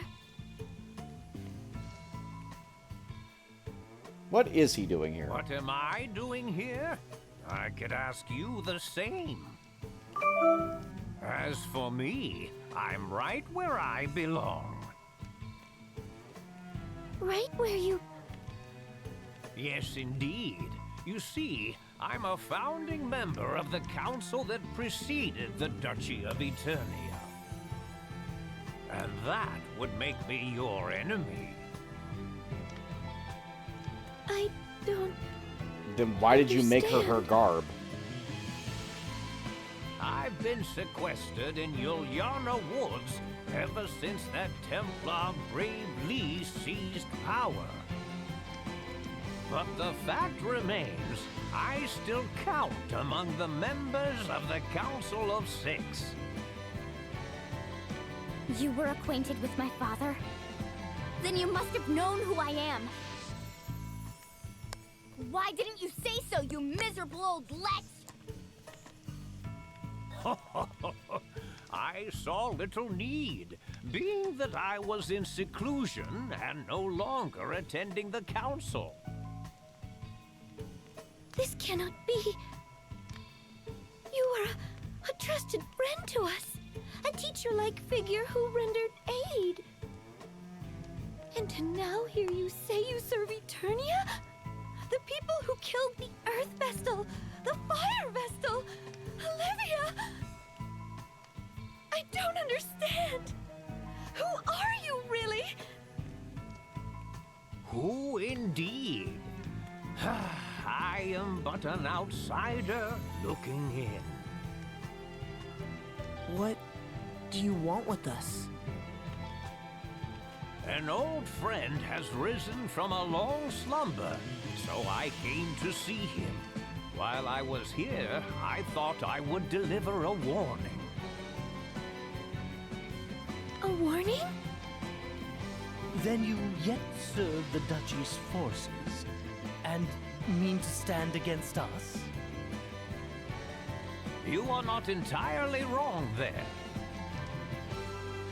This world is not so clean or pleasant as you may think. I suspect your journey this far has taught you as much. Malice is not the only enemy. The road to ruin is oft paved with good intentions.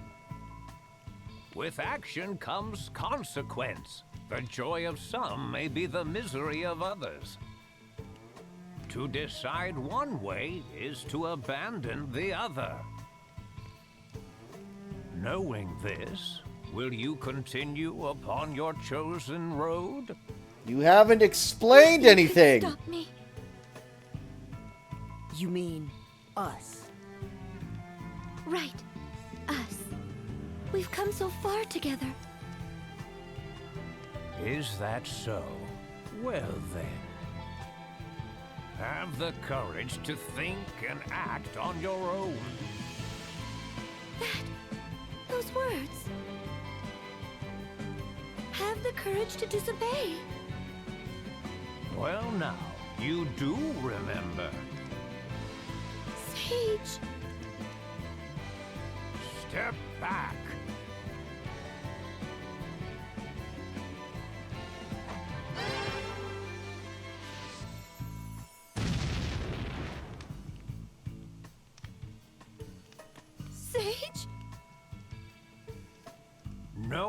that ever shall I be watching over you.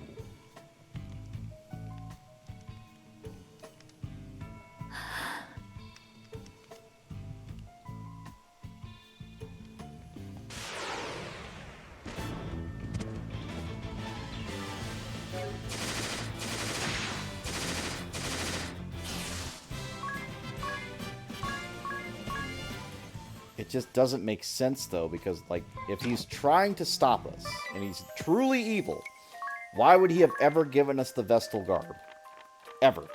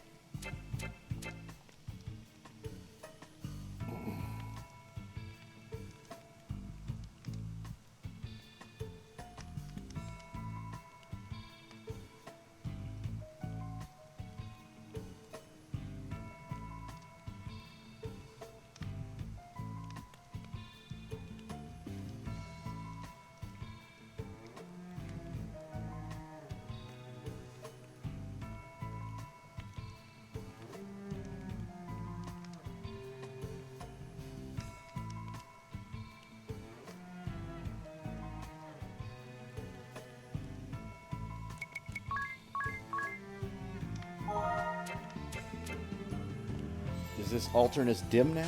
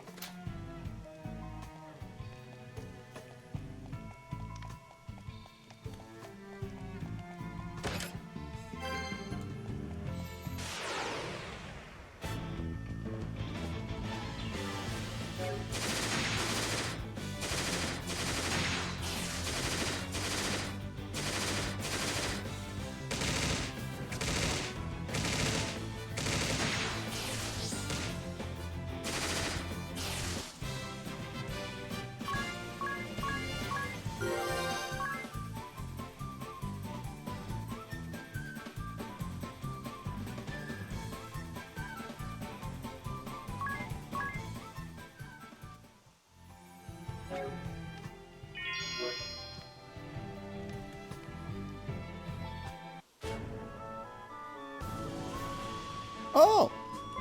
Well, that's a neat little side path.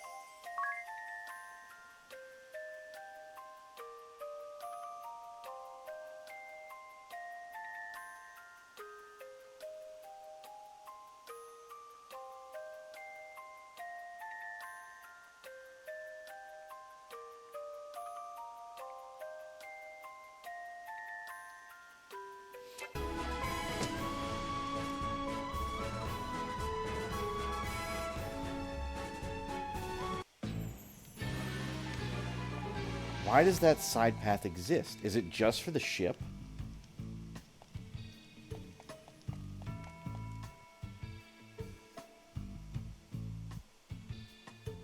It won't open.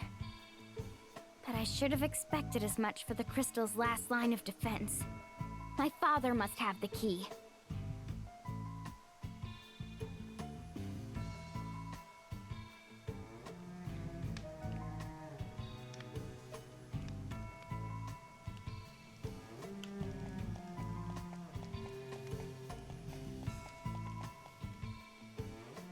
Eternian Central Command lies ahead, and the Chamber of the Council of Six is housed at its summit. So that's where we'll find your father, Adia? Yes. Along with the Dark Knight Alternus Dim and that strange man who put us to sleep. Well, we need the key Adia's father has. That's the only way we'll make it to the Earth Crystal. If we can just get the key, maybe we can avoid fighting a lot of people. I'm afraid that is one big if.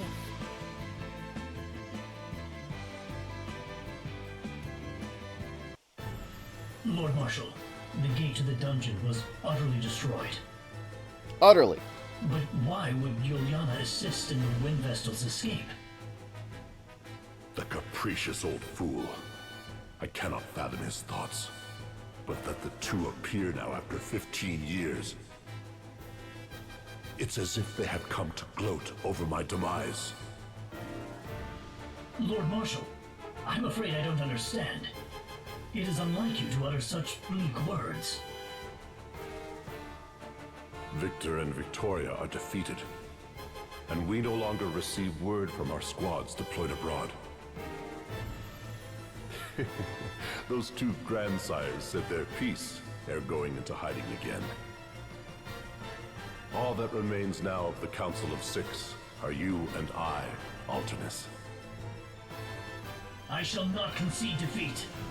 Were we but to slay the Wind Vestal. And what of my daughter? Could you slay her too?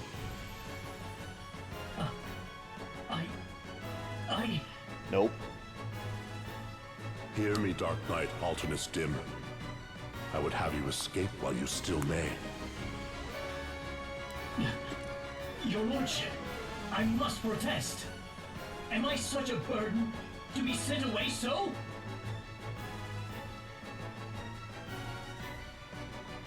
It is my faith in you that makes me bid you leave. For I have a task I would entrust to no one else. You need merely speak the word.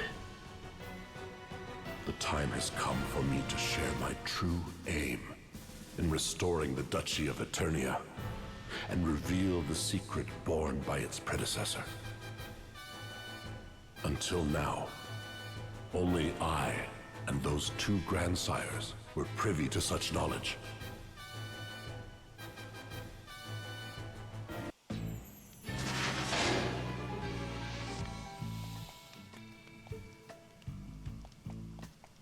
Christ on a stick.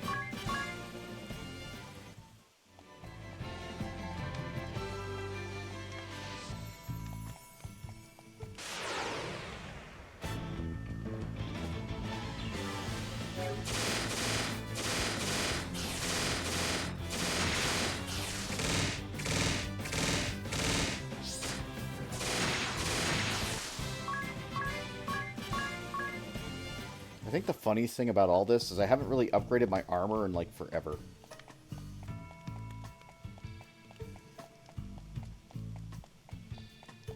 Not that I had a reason to, but you know what I mean. It's just like, I just haven't.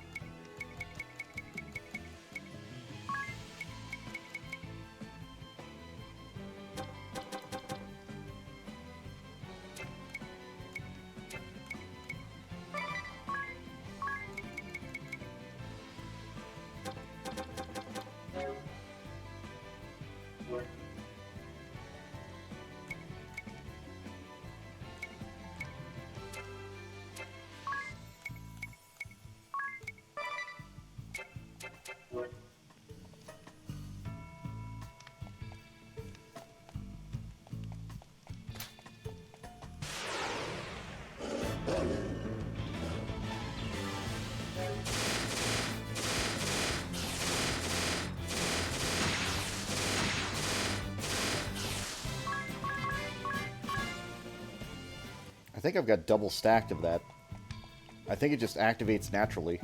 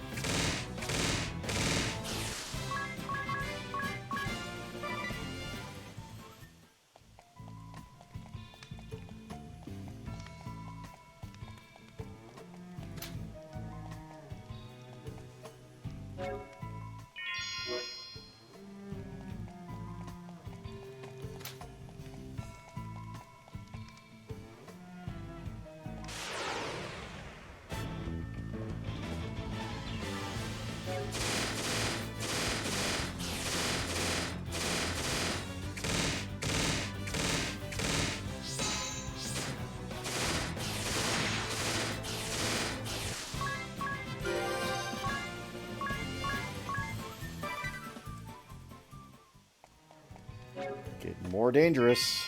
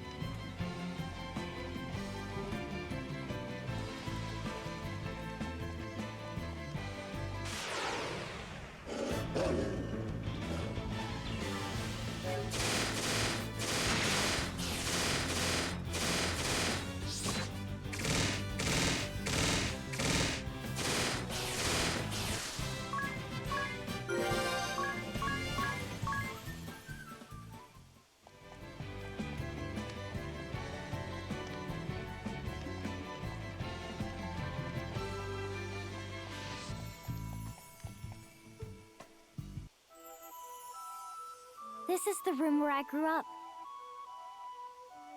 So this was your room.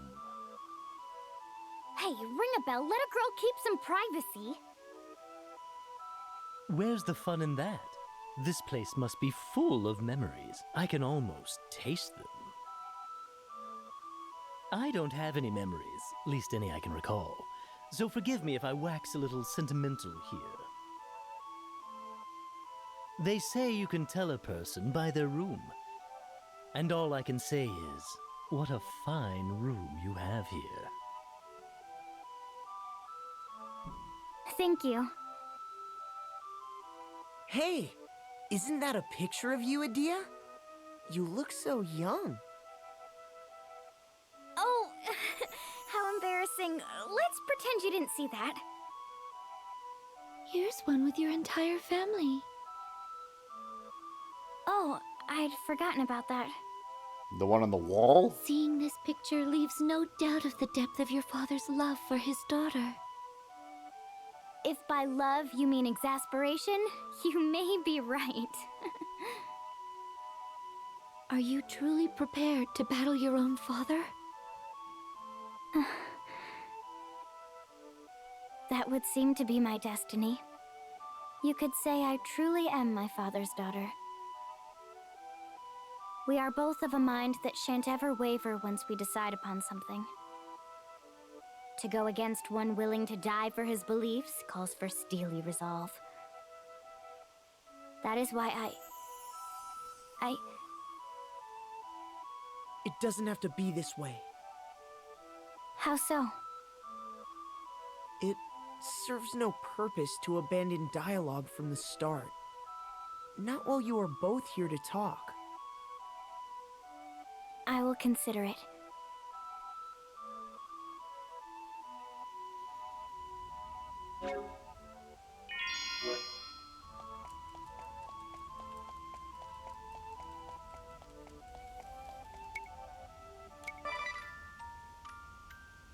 I mean, hey, if you're just gonna let me do it for free. For free.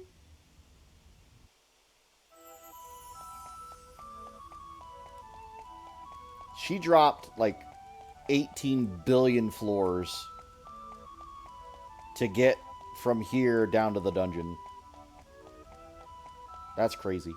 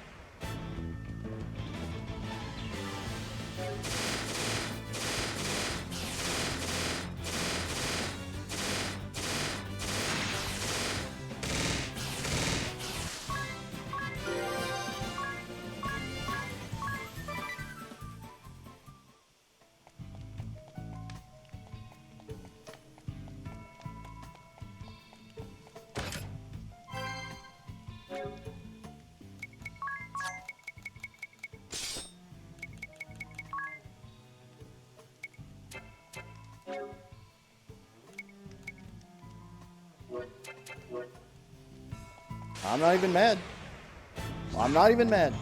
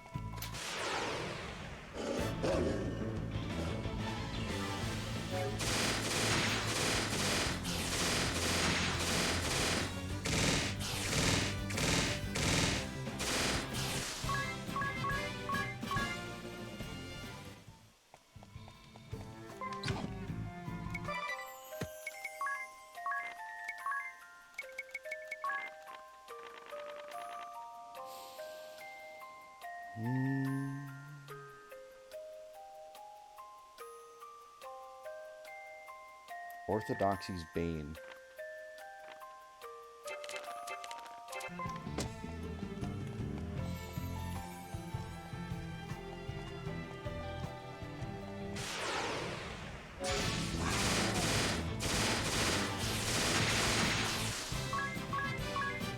Something tells me I got a one-hit kill there.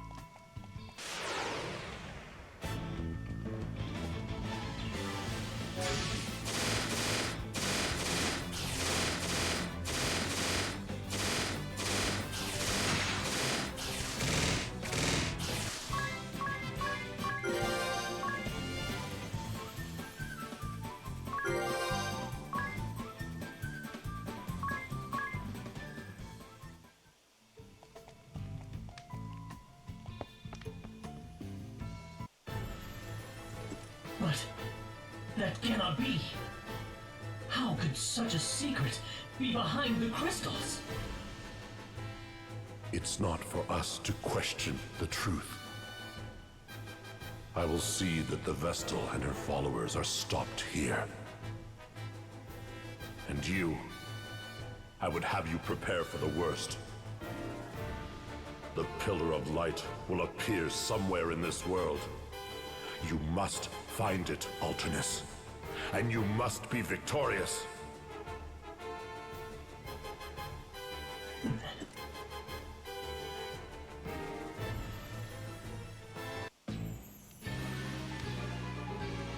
The Pillar of Light.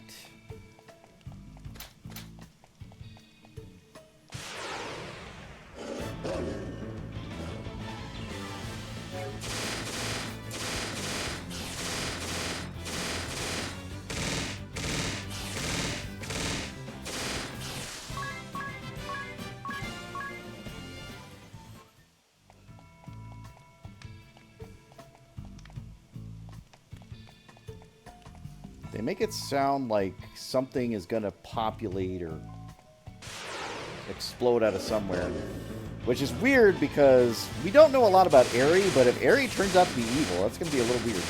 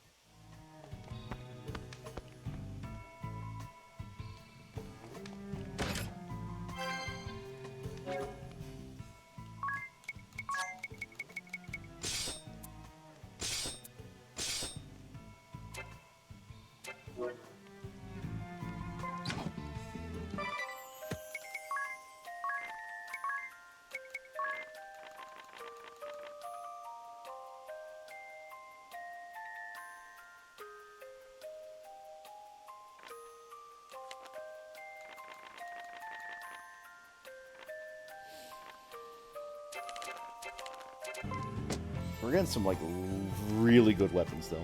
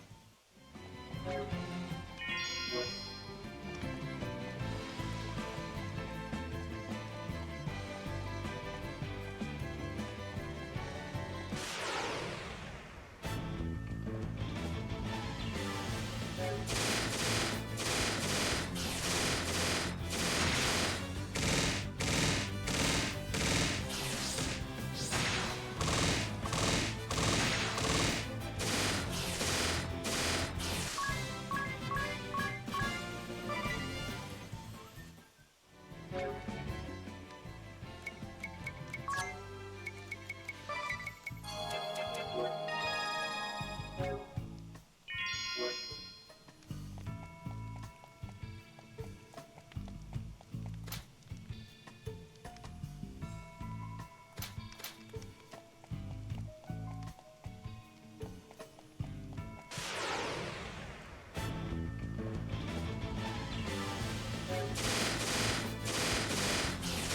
they did design it like a fortress. I'll give them that.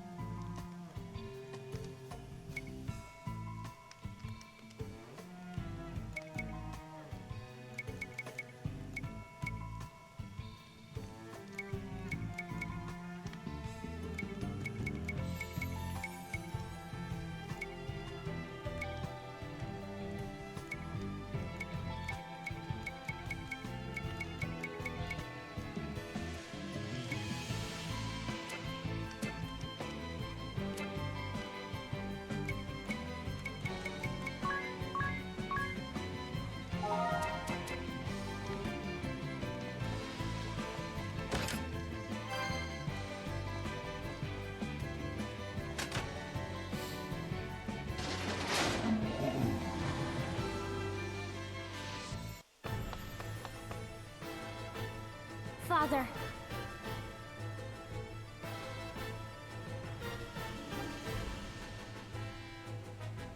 How could I have not known about that secret passage to your room? What am I to do with you now, Adia?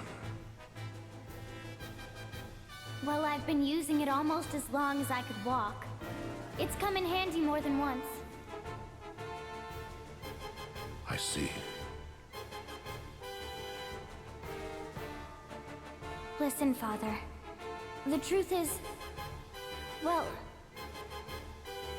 I wanted to help you fulfill your ideals. I truly did. I think I was lonely. I mean, no matter how I tried to get through to you, you never paid me any mind. It was as if you always had your back turned towards me, until I left Eternia. It was not that I never accepted you. Rather, you were ever my pride and joy. My assigning you to the Sky Knights was an acknowledgement that you had become the woman I knew you could be. I had thought you might tame that band of ruffians, to bring them to order and lead them. Alas. Thank you, Father. I never knew you felt that way. That band of ruffians. Do not thank me, for I too shall do whatever it takes. I cannot allow you to lay hands upon the crystal. Mine is a cause that I shall not willingly abandon. Yes, Mother told me. It was when she first fell ill that you began to rush the pursuit of your ideals. Was it not? I will not stand by and watch you ruin all I've made. You and your band shall not pass. Why, Father? Why must you always refuse to listen to me? Are we really that different? My ideals are no longer my own. It is my calling, nay, my duty, to protect this world. You want to, like, fucking talk, or you just want to... Protect the world? But it's you, Father, who endangers it! Is this battle between us all but inevitable?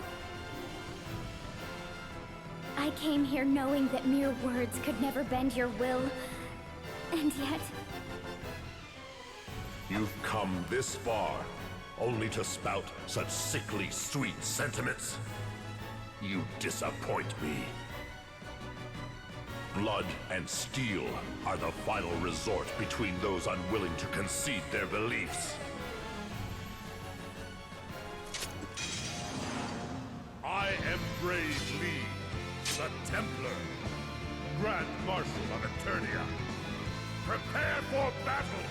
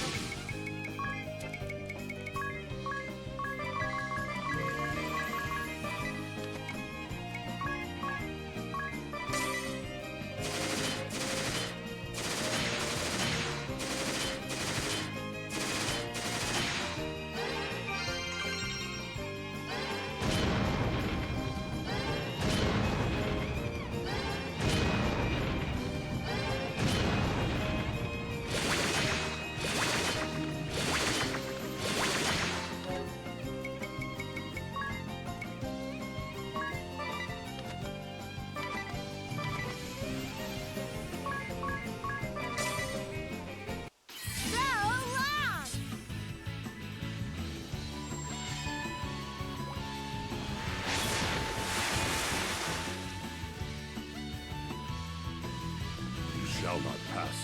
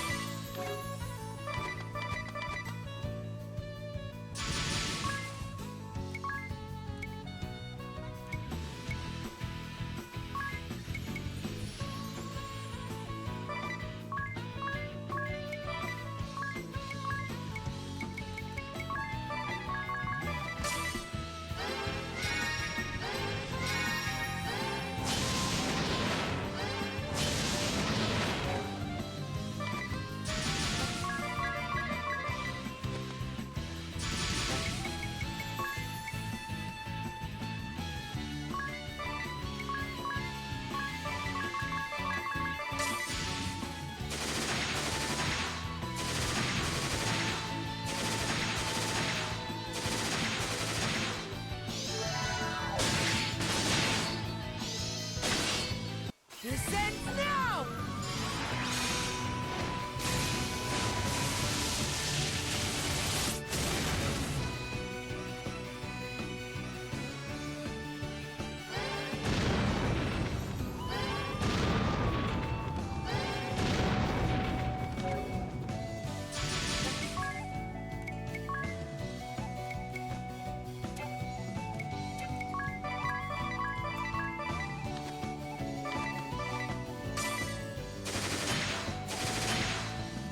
You shall not pass!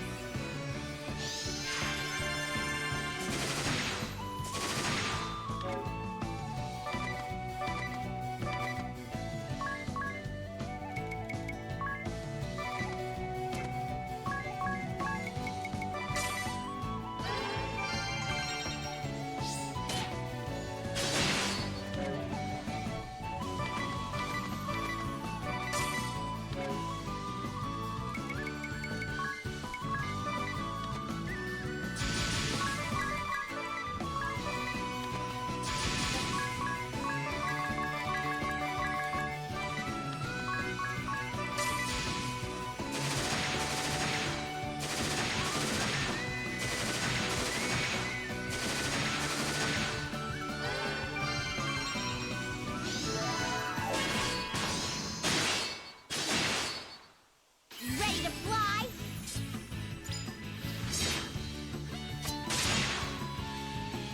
Got him again. You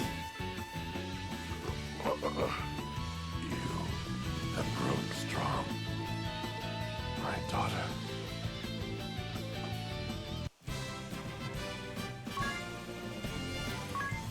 You did not give me a lot. Not gonna lie.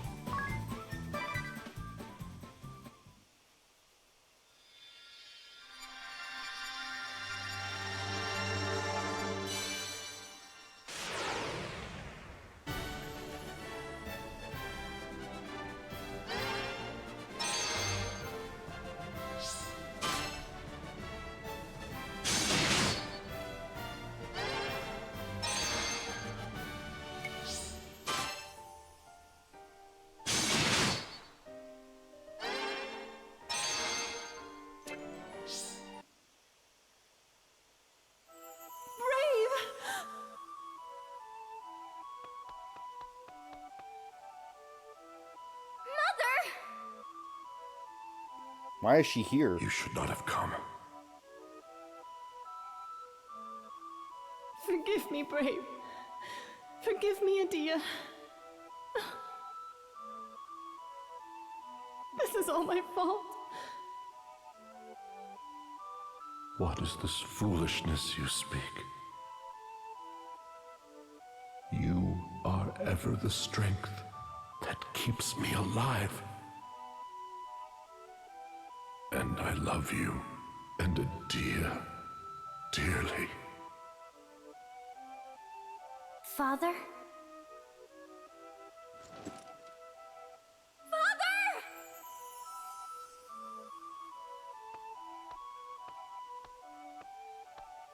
Do not fear.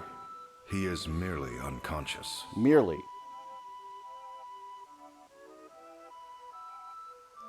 His wounds, they will heal, though it will take some time. and he may never wield his sword again. That's a good thing. Mother, I took up arms against Father. I told myself I was ready to fight him, even if it meant shortening his years. Then surely you will not stray from your path, so long as you hold that feeling near and dear. By your actions, you have finally granted your father a reprieve from his anguished struggle. It was for the best. Mother, we now go to awaken the Earth Crystal. I see. Forgive me. There is no need to ask my forgiveness. Oh, but there is, Mother. For if we awaken the crystal, your treatments will no longer be possible. We will no longer be able to keep what ails you at bay. What sort of daughter does that to her mother? Oh, Adia, you truly are your father's daughter. And that is what makes you even more dear to me. Mother! How very touching. I beg pardon for my interruption, but your fear is misplaced. And you are... Of course, you had yet to see me in this form. I am Lester de Rosso. But you may address me as Lord de Rosso.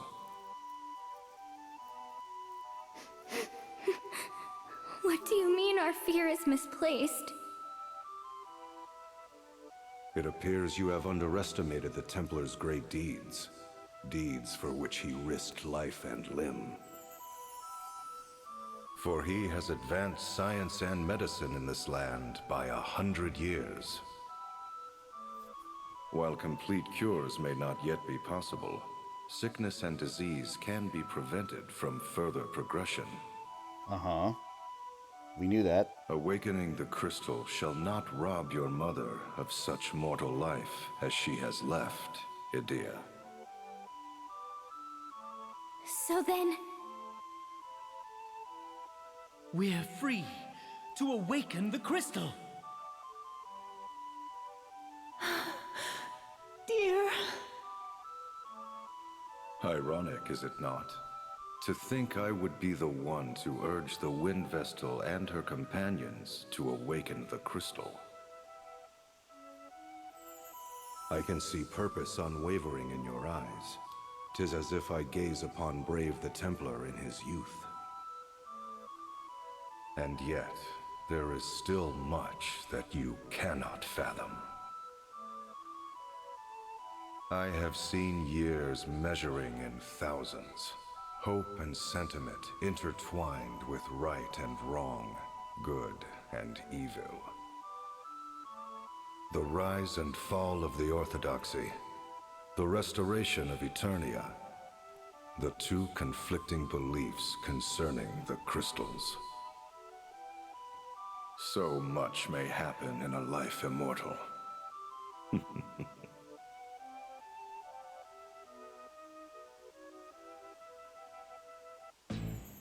Anyone want to speak plainly? The way to Everlast Tower is beyond this door. Let's go!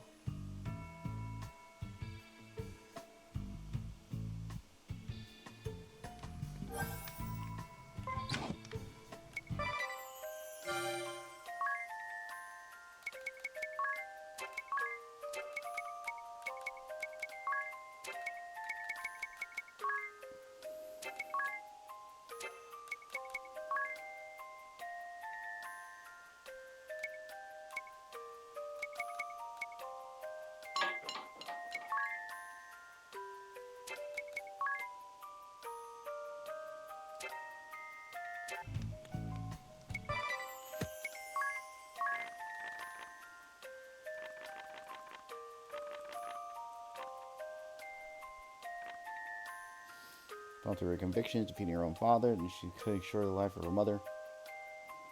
Arrived in time to save the wounded brave. He said the Templar had advanced in medicine by 100 years, and with a soft laugh told Adia her mother would not perish if the crystal were awakened.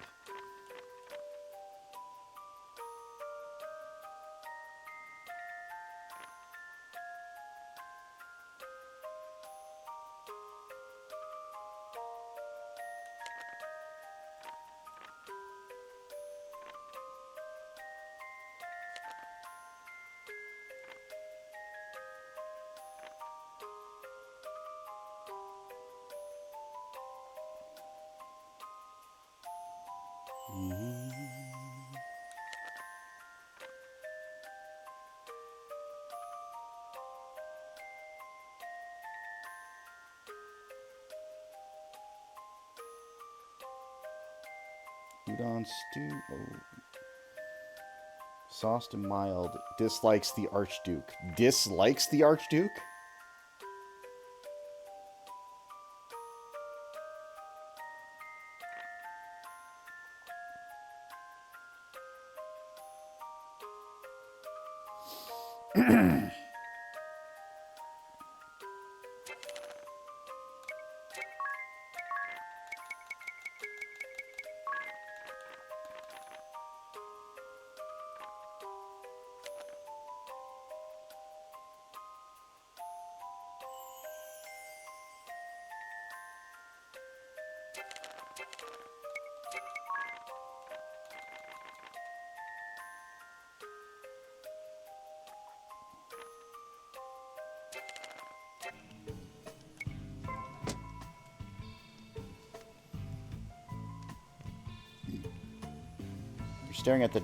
Staring at that journal fit to burn a hole in it. I may as well. The thing stopped coughing up prophecies. Just who was the author in the end? Can't help but wonder. Did someone in the past foretell what the four of us would do? Or are the us in the book actually other people who lived in the past? Other people whose doings perfectly overlap with our own? Both theories are equally hard to believe. According to the text, you've met the book's author before, Agnes. Any recollection? No, I'm entirely without my suspicions, but... I'm not entirely without my suspicions, but I feel they must be wrong.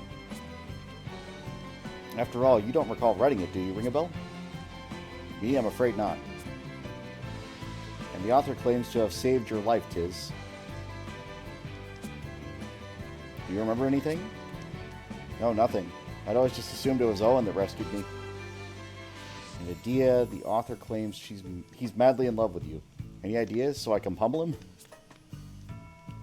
If I said no, I'd be lying. What? What I'm saying is I have my suspicion where boys in love with me are concerned. But the facts don't add up for either of them. Either. I suddenly find myself twice as angry. Regardless, to the extent its words can still be trusted, the book says... It says you three are going to meet the author if we keep pressing on. I see little point in fretting over someone we may or may not meet. The Air Crystal awaits us. This much is fact, so let us hurry to the Everlast Tower. Seconded, awakening the crystals has to be our top priority. Let us hurry on. Right.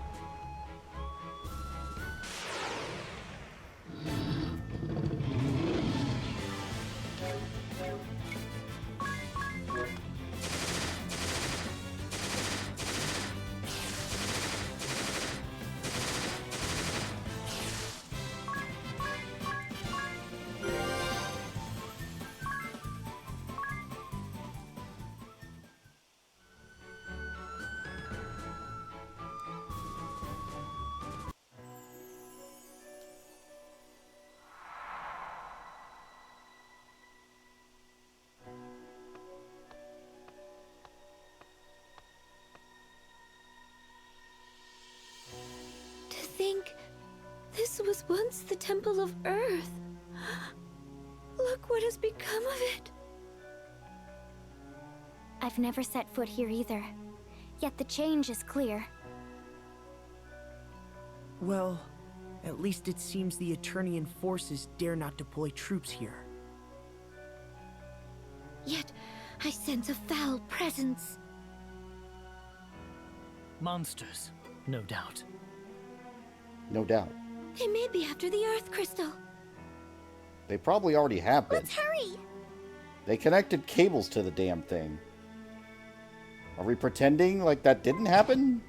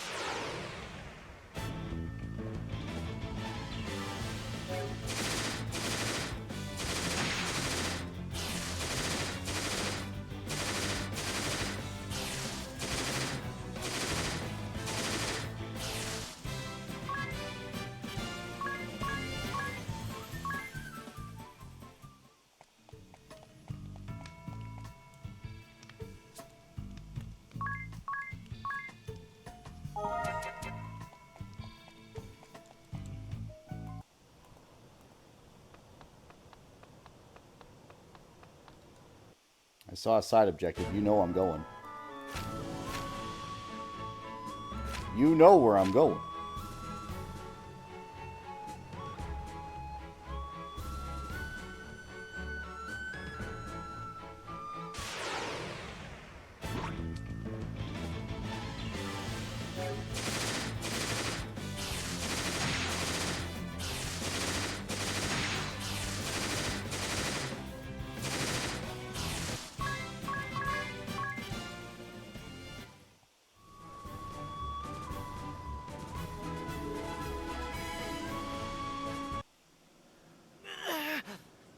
It's no use.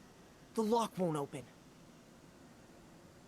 If you wish to pass this gate, seek you the 6 keystones throughout the lands.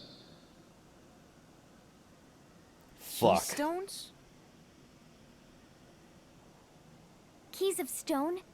Stones that are keys? Though the way is barred, 6 number the holes to be filled. I trust you can figure out the rest. The time is ripe to prove yourselves worthy. I shall say no more. No fair! Couldn't you offer a small hint? Perhaps a name, a color, a shape? I said I shall say no more. Now off with you. I shall await your return.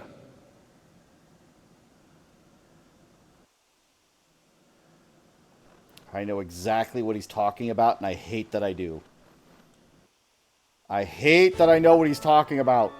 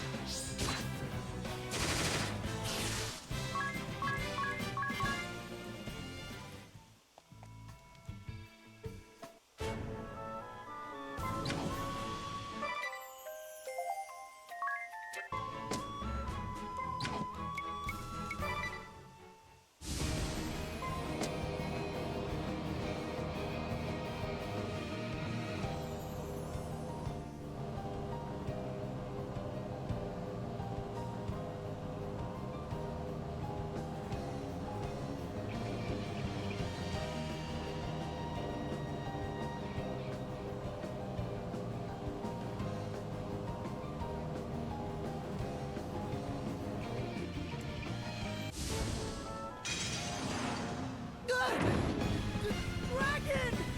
Here it comes!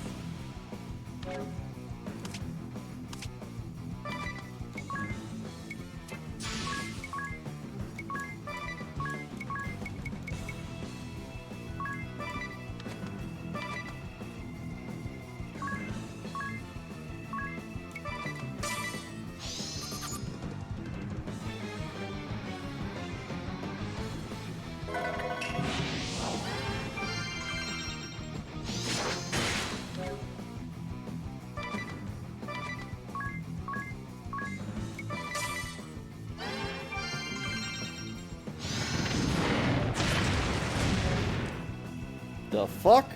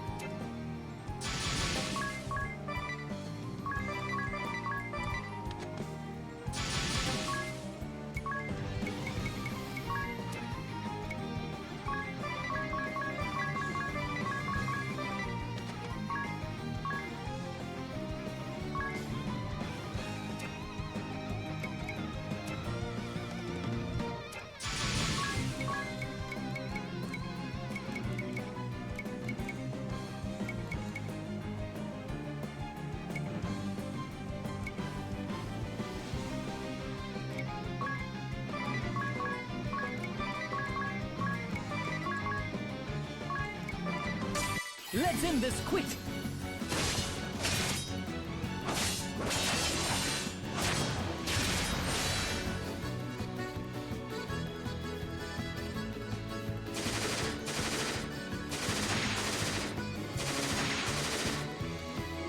Full power!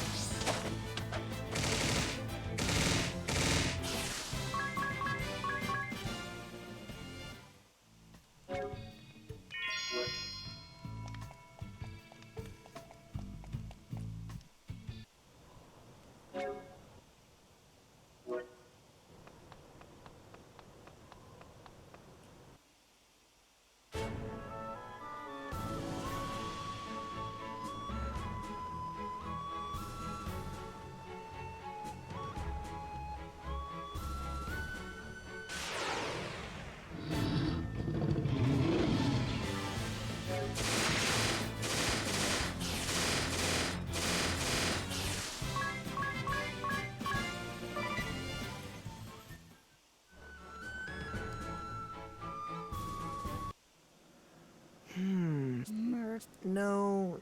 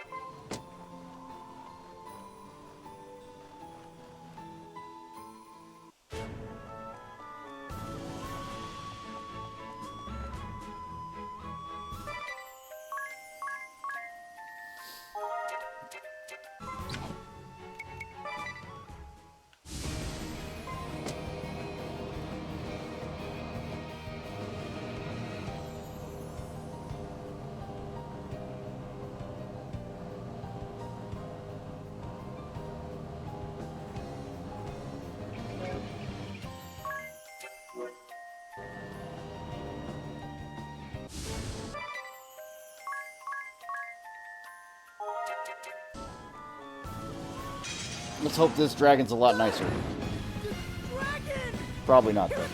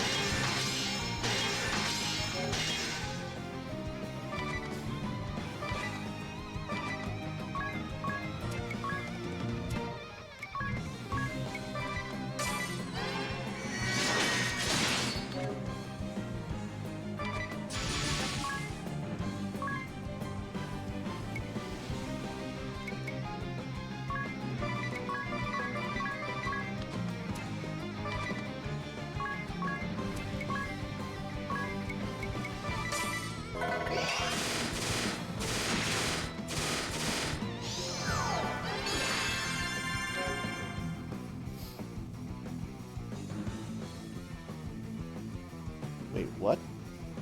What are you trying to do?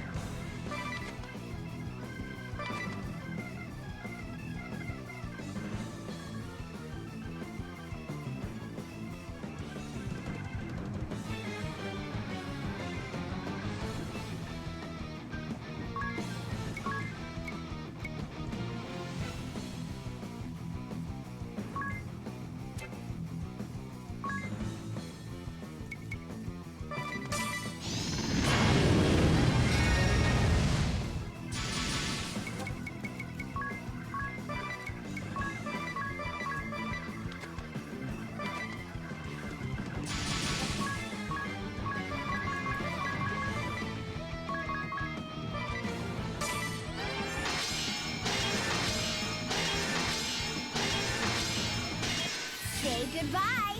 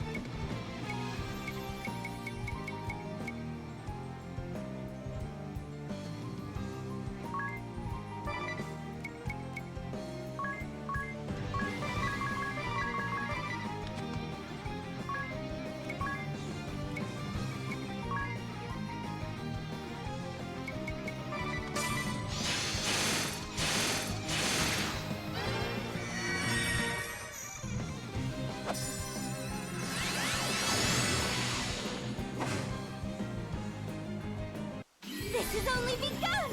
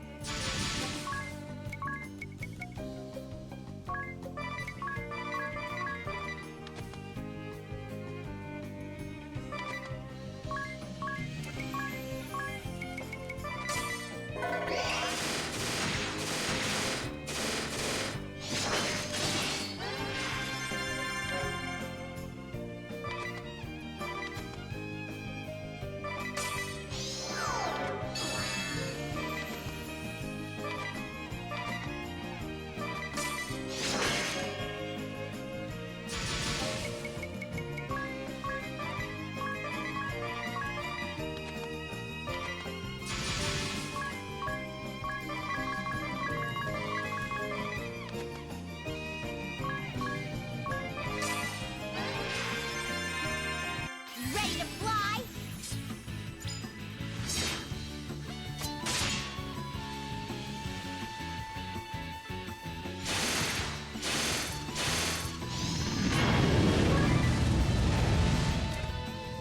I'm sorry, what?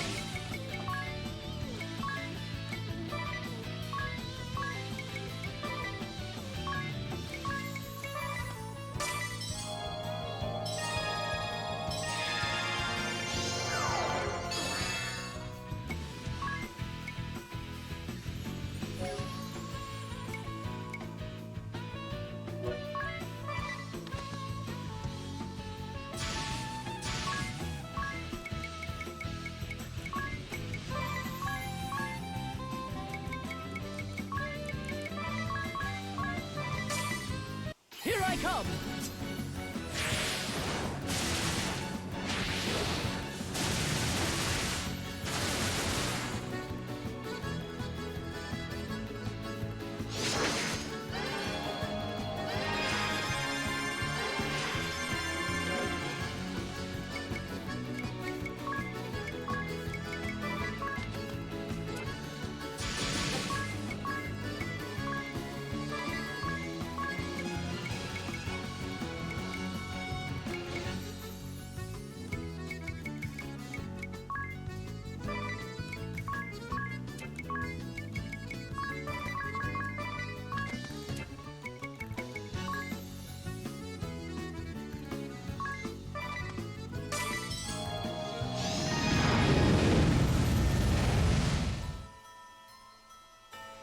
So wait a minute. He's nullifying my ability to block the fire, right?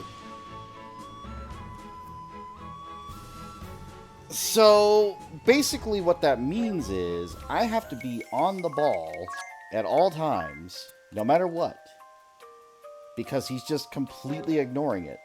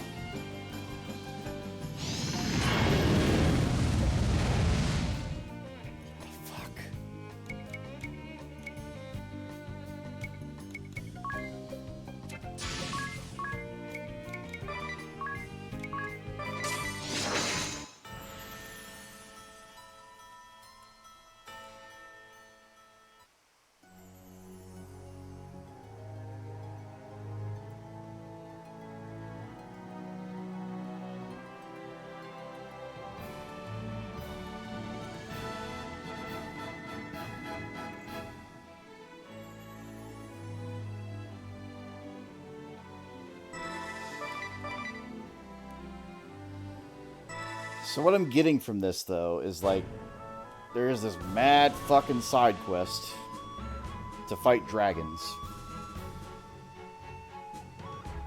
Now, that being said, I'm hoping there's actually one I can beat. But they're really fucking obnoxious so far.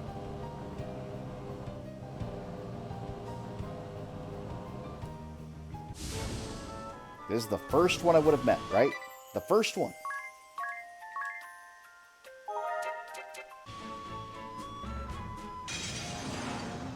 Dragon!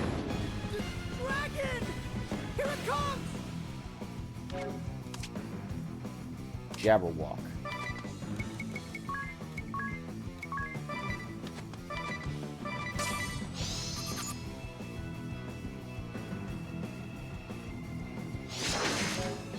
You're fucking kidding me.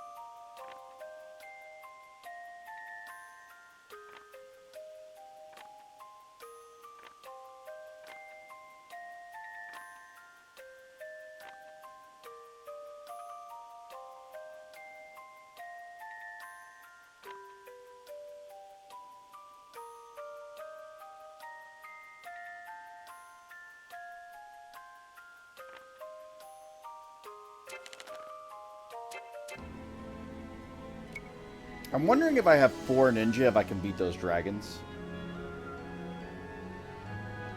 I know that seems stupid, but like it seems like an idea that might work.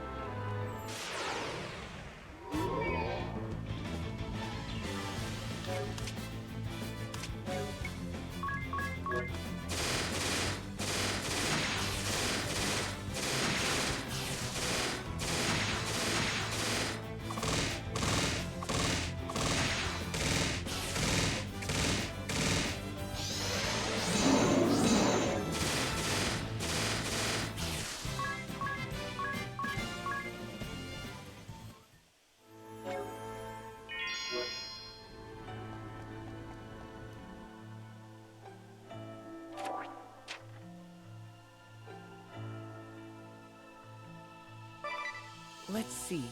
It says, observations of the crystal submitted by... What? Victor's court?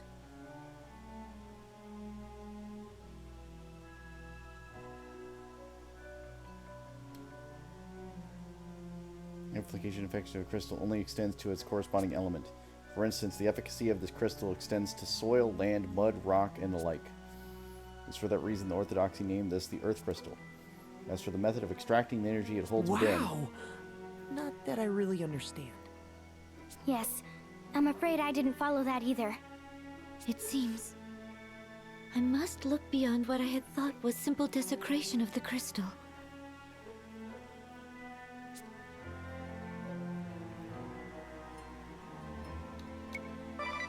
The healing waves emanating from the crystal.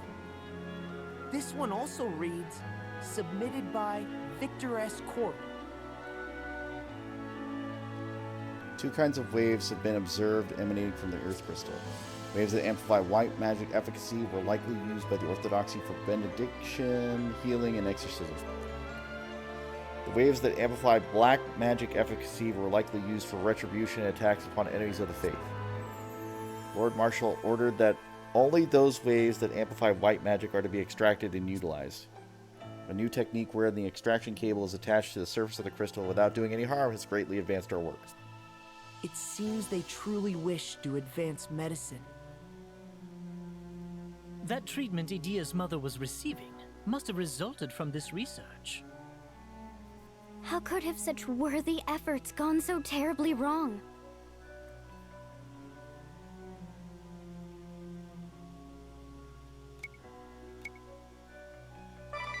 Interim report on alchemical life research. Oh, this one reads, submitted by Vincent S. Cord. Tome entitled Alchemical Life is found among a trove of forbidden volumes seized by the Orthodoxy, but rather than some book of occult dealing in miracles and manifestations, it is an ancient book of medicine. It claims that the crystal's white waves can stimulate individual cells and the black waves can link cells between individuals. Alchemical life? They went beyond merely saving lives? Wait, there's more. This so-called alchemical life is unstable, and keeping the resulting subjects alive comes at great difficulty. So, it seems they propose that the research be shut down.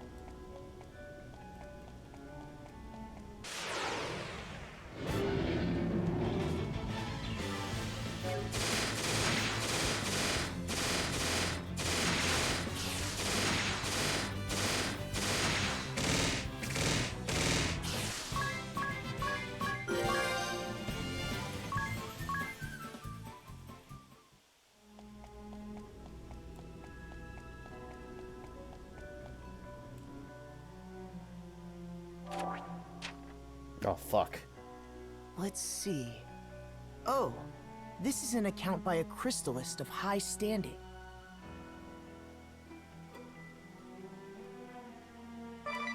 This is what the author wrote about the Great Plague. Terrible plague ravaging the world finally reached our shores. Already there are those falling ill in the villages to the east. To halt its spread, the Orthodoxy headquarters, top officials of the faith have closed all roads and forbidden influx of people and goods.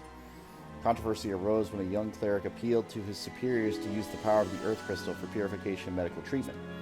But the proposal had no hope of approval, as we hold the crystals as sacred. The hierarchy ignored it. The purging of refugees for seeking to thwart the blockade was a scene from hell. The purged believers were hailed as martyrs. How terrible. How could they be so cruel? By saying we had no other choice, no doubt. But to have a way to battle the plague and not use it? They simply forsook them.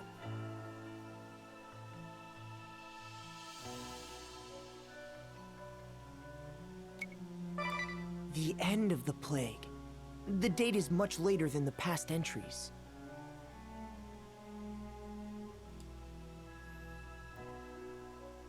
The young cleric appealed to his superiors day after day to no avail. When the great plague showed signs of abating, the Orthodoxy was overjoyed. Those who had advocated the blockade were showered with praise. Some days later, the young cleric was summoned before the Vestal, whereupon he was mocked and reprimanded for hours on end.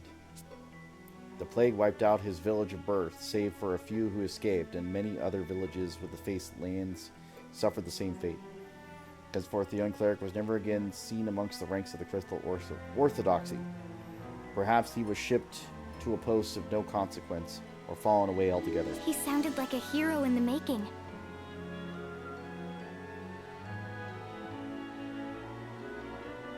If he had counted among the Orthodoxy's leaders, this land would have perhaps changed for the better. But then perhaps I wouldn't have been here with you today.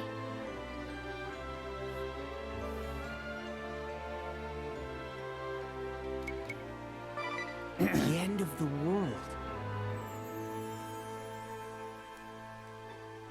The Orthodoxy's head temple had already fallen. It shall not be long now before my refuge, too, is discovered by the invaders. Their festival is dragged before their leader. It was the once young cleric, now seasoned soldier, fearless and self-assured. Vestal faced him, hurling words of contempt and scorn, but ere she could finish, an enraged member of his guard cut her down with a stroke of his long blade, and the Vestal's body fell silently to the floor. All is lost. So that's how the Earth Vestal was slain. What an awful tale. With a stroke of his long blade.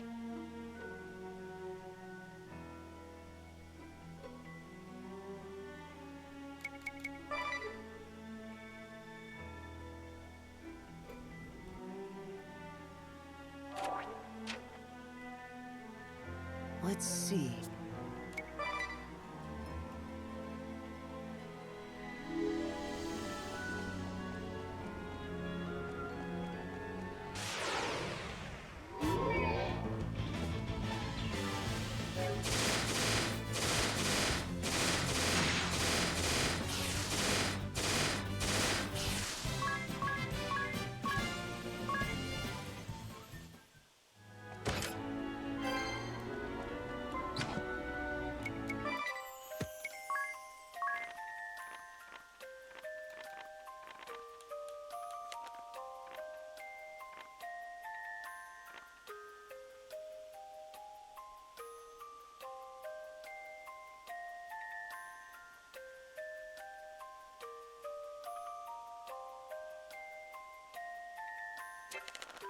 Probably.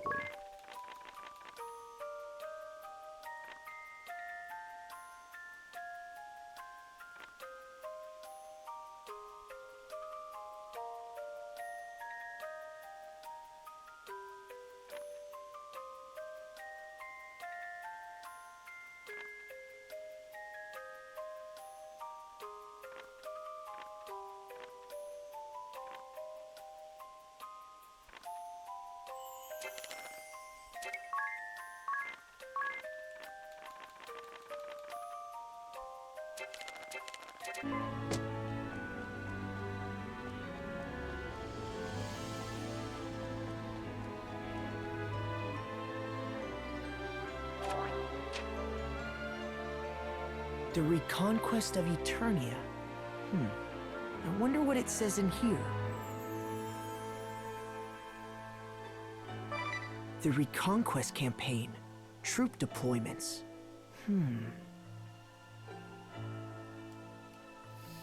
Our uprising was lacking in everything: troops, armaments, cultivation of informants within the Orthodoxy. But the Crystal Orthodoxy would soon put their plans in motion. The debate between our Lord Templar and the Sage continued. At the end of 3 days and 3 nights, our Lord Templar gave the order to strike. His family was to remain behind in this land. We departed before sunrise the next day. We procured weapons and ammunition in Ansheim, then slipped secretly into Eisenberg. From northern Eisenberg, 3 fortified airships took us across the highlands, at last entering the lands of Eternia. An abridged listing of our main invasion forces follows. The valiant usurper braved the Templar. Our Lord Templar insisted we name him as Usurper. Assault troops for the Temple of Earth. They are to take the Earth Crystal and protect our Crystal Technology Squad. Swordmaster Nobutsuna Kamiyuzumi, Commander Hayridin Barbarossa, Lieutenant Commander Dr. Vincent Escort, Technology Squad Leader accompanied by his 10-year-old son serving as his assistant. Assault troops for the Orthodoxy's head temple. They are to halt all of the institution's functions and seize all of its forbidden tomes and assets. Sir Argent Heinkel, Commander Fiore de Rosa, Lieutenant Commander Barris Lair, Officer in Training Eratus Profiteur, and Dr. Kada, Auditors. Occupation forces for the city of Eternia. These troops will be assigned to keeping the peace and preparing for laying out the cables. Spellfencer Sigma Kint, Commander Einheria Venus, Officer in Training, Holly White, Medic in Training.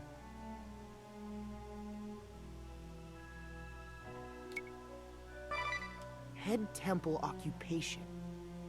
It says this one is written by Sir Argent Heinkel, Commander. Once the Temple of Earth fell and news of the Earth Vestal's demise reached the resistance of the head temple, they quickly surrendered. The Orthodoxy soldiers and leaders were stripped of their weapons and confined to the temple. The Lord Templar strictly forbade us from rampant slaughter and maltreatment of the vanquished. None have yet disobeyed this order. Those sympathetic to our cause were allowed to join us, while those who refused were to be released. As for Eratus Profiteur, the man sent to the treasure house to seize the Orthodoxy's assets, unsavory rumors about him soon began to circulate. Investigation into bribes by former Orthodoxy officials and large-scale disappearance of artworks from the treasure house is underway. Dr. Kada, tasked with deciphering the Orthodoxy's forbidden spells, continues to meet clandestinely with his Lieutenant De Rosa. In comparison, Barris Lair's simple enthusiasm for more fighting is almost refreshing to see.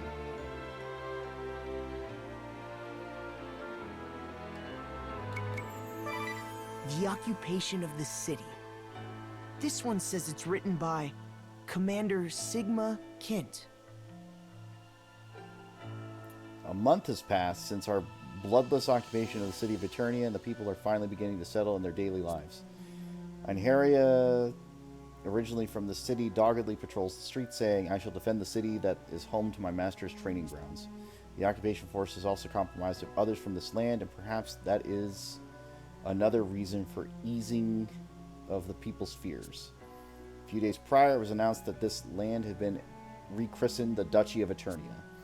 A member of the royal bloodline that once ruled Eternia before the Crystal Orthodoxy was restored to power as Archduke. And naming himself Grand Marshal of the Eternian forces, the Lord Templar began his tireless effort to build a new system of government. When Dr. Vincent Escort proposed a great feat of engineering to be erected in one corner of the city, it was approved at once.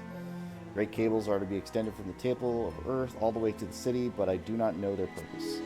Rumor has it the cables are to be linked with buildings under construction in the medical district, also part of the doctor's proposal. The decreed construction schedule is tight and will surely require additional laborers from among the people and former Orthodoxy members. Spotted Medic in Training Holly White being scolded by Victor, a boy of the same age, for standing around and watching the construction.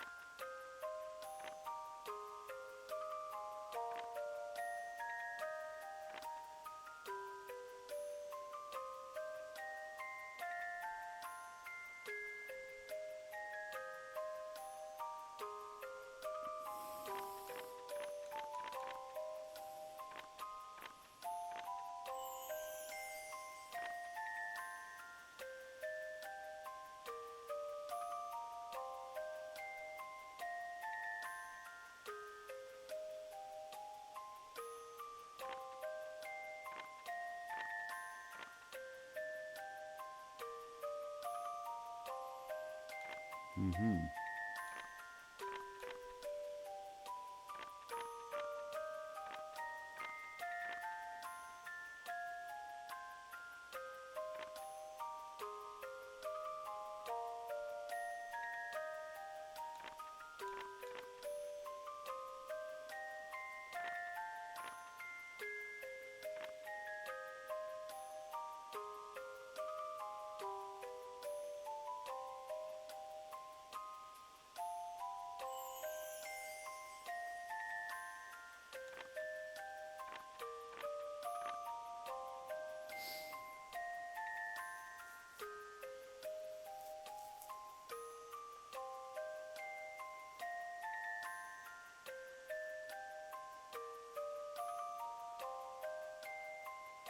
Yeah, that makes sense. Fiora was a bastard.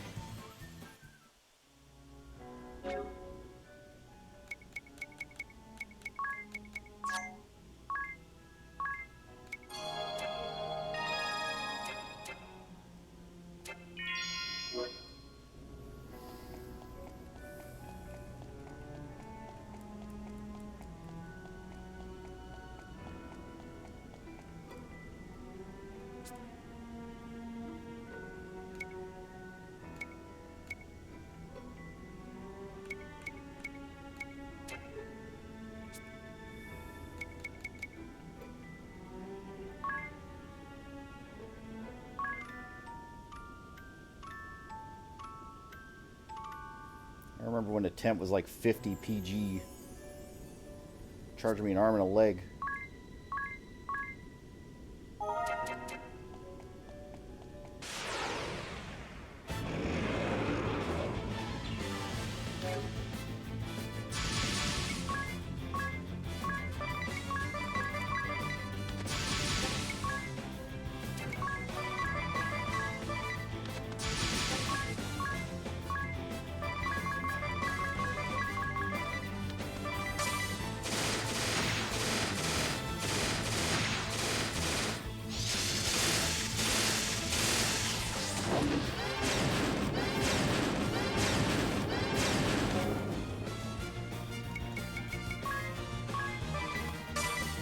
This has only begun!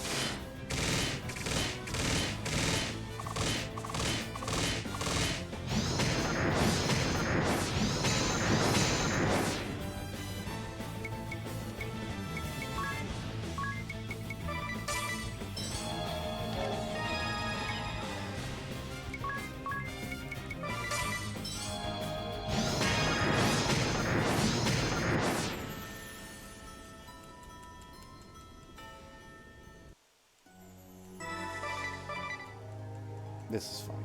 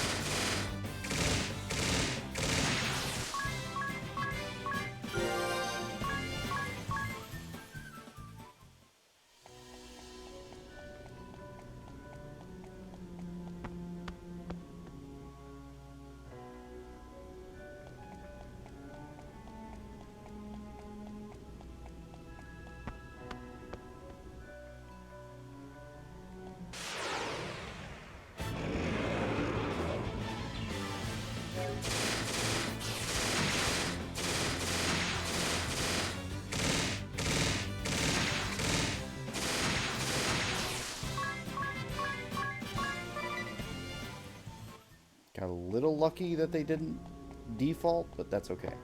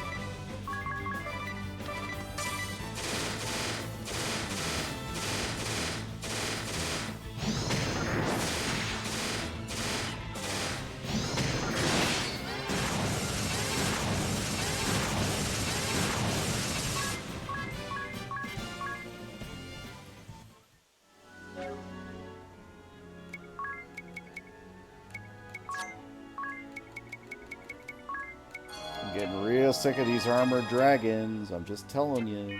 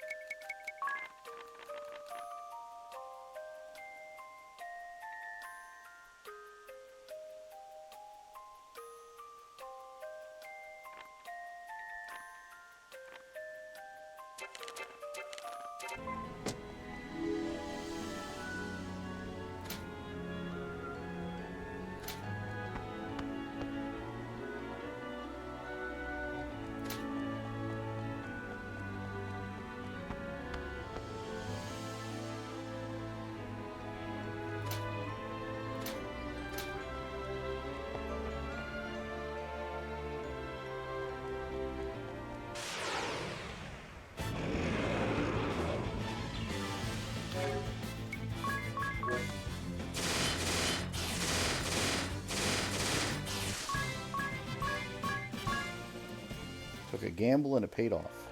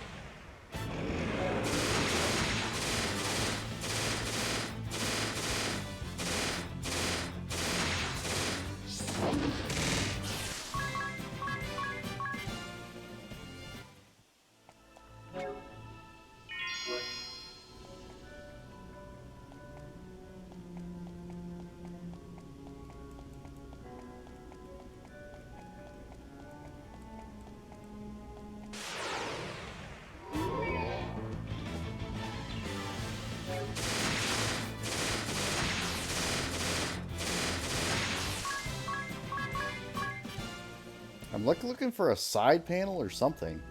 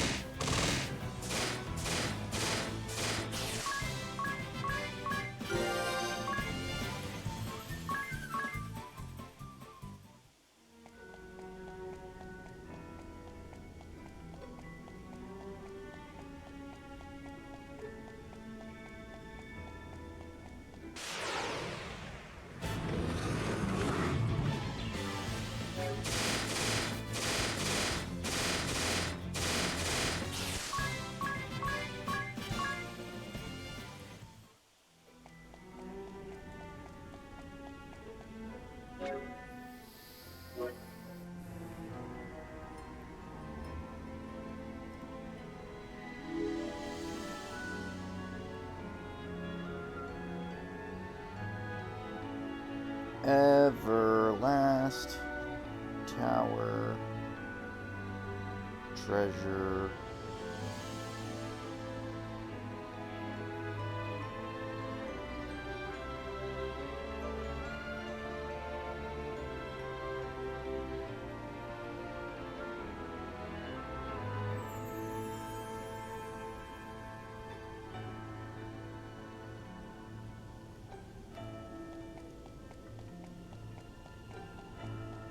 Oh my god.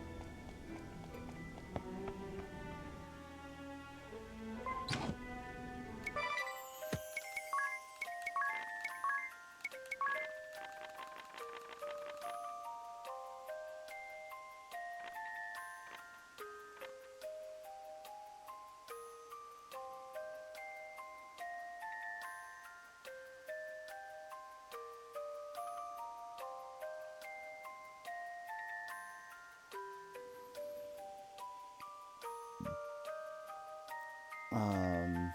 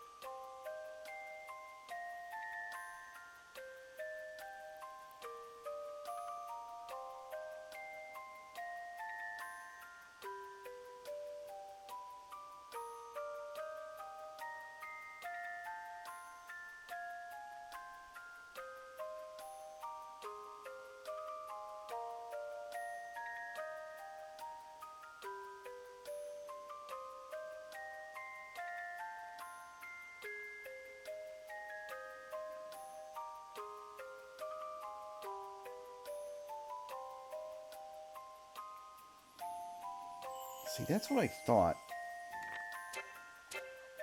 I'm going through options for the dragons. And I think I can do it. I just have to grind a little bit, which isn't the worst thing.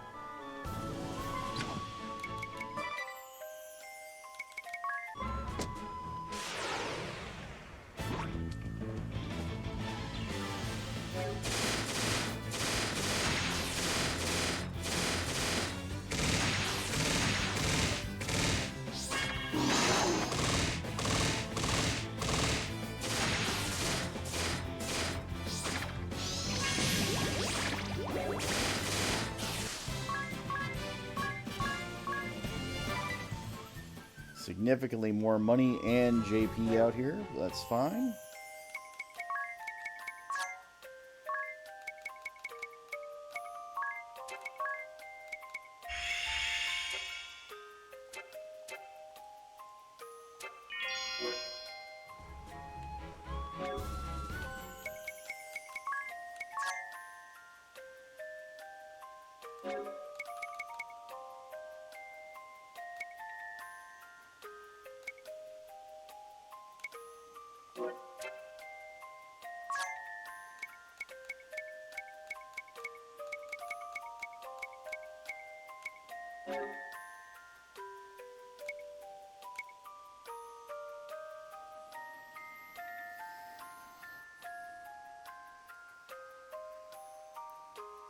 Does corpse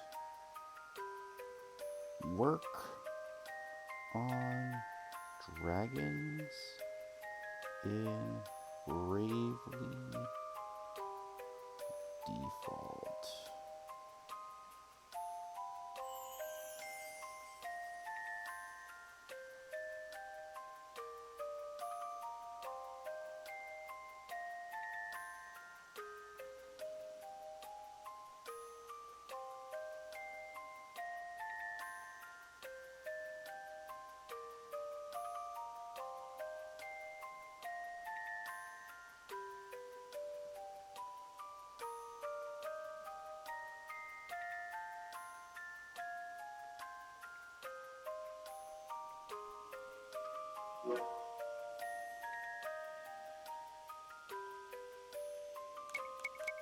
I mean, it sounded good in my head.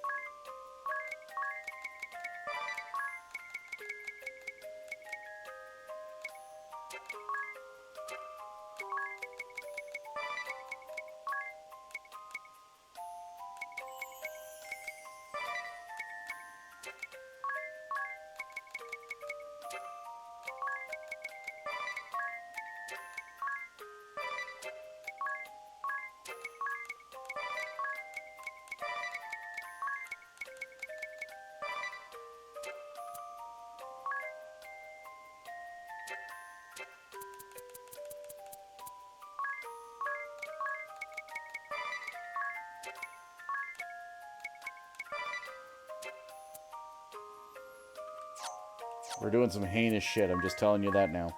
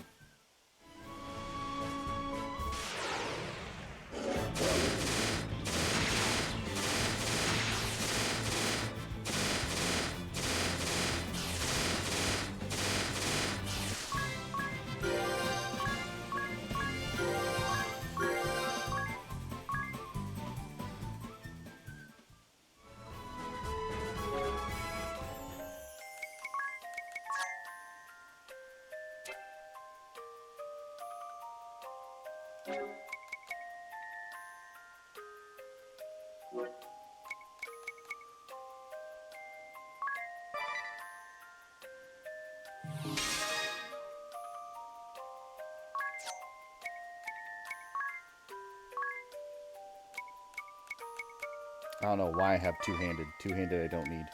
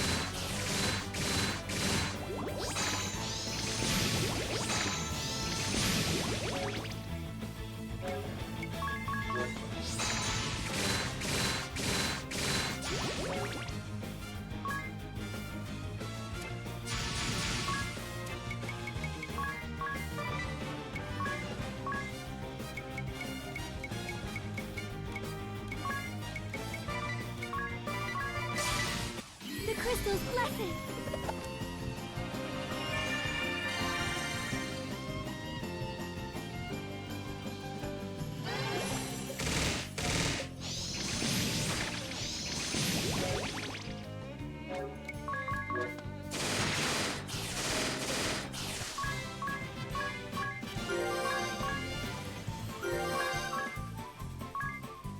Hate mandragores, damn it.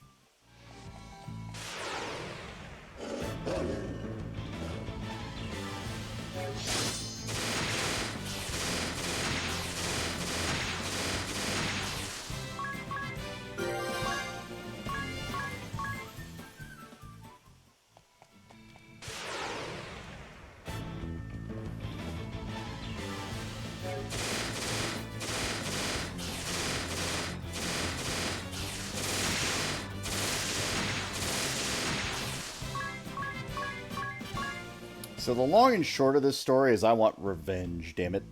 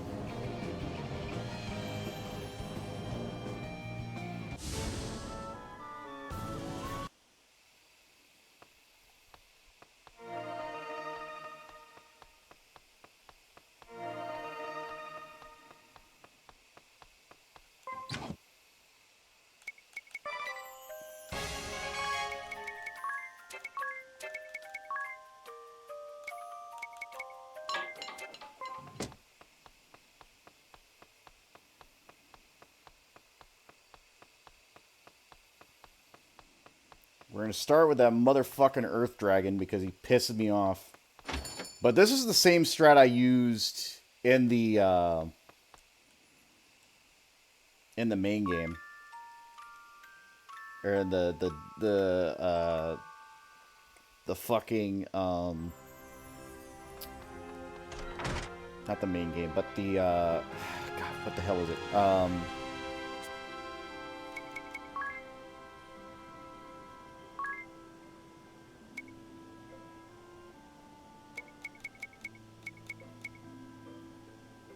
of me wants to so fucking bad. Part of me wants to so goddamn bad. I'm gonna get this.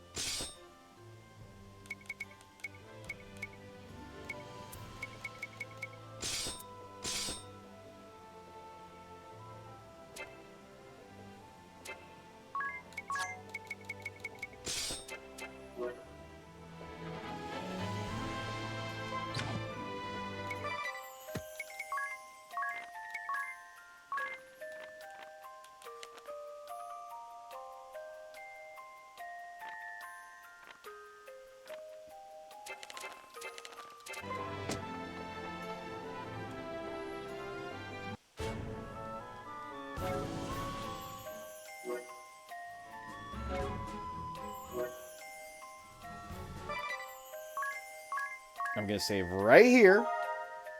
And then we're gonna go beat up a fucking dragon because they piss me off.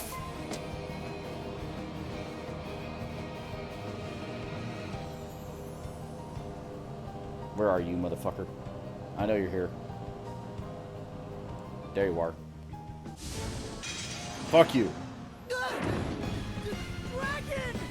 Here it comes!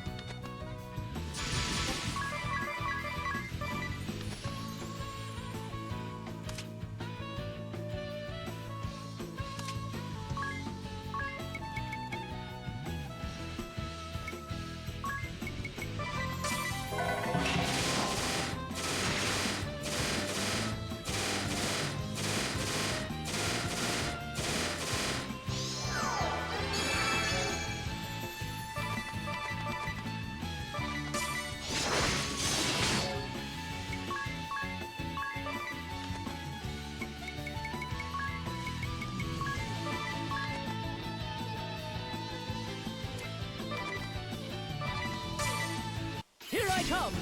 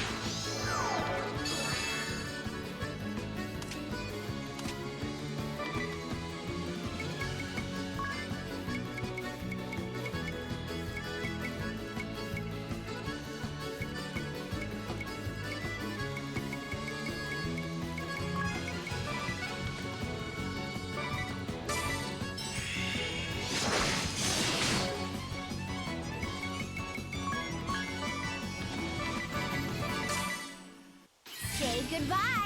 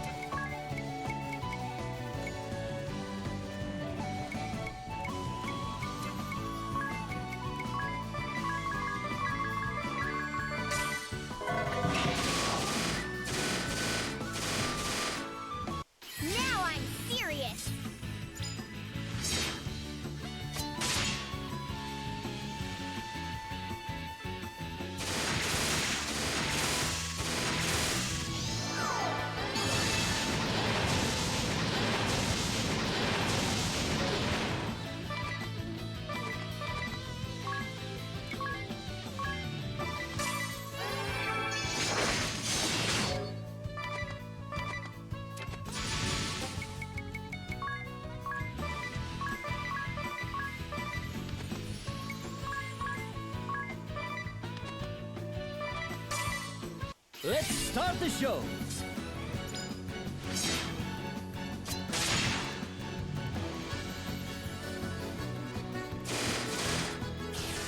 Woo, baby.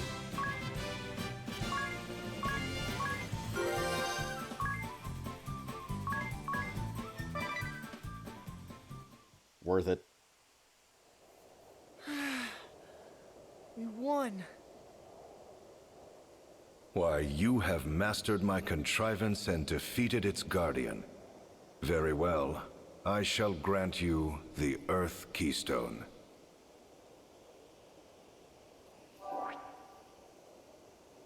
That voice. Lord De Rosso? This stone must be one of the keys to Vampire Castle. All right, 5 more to go.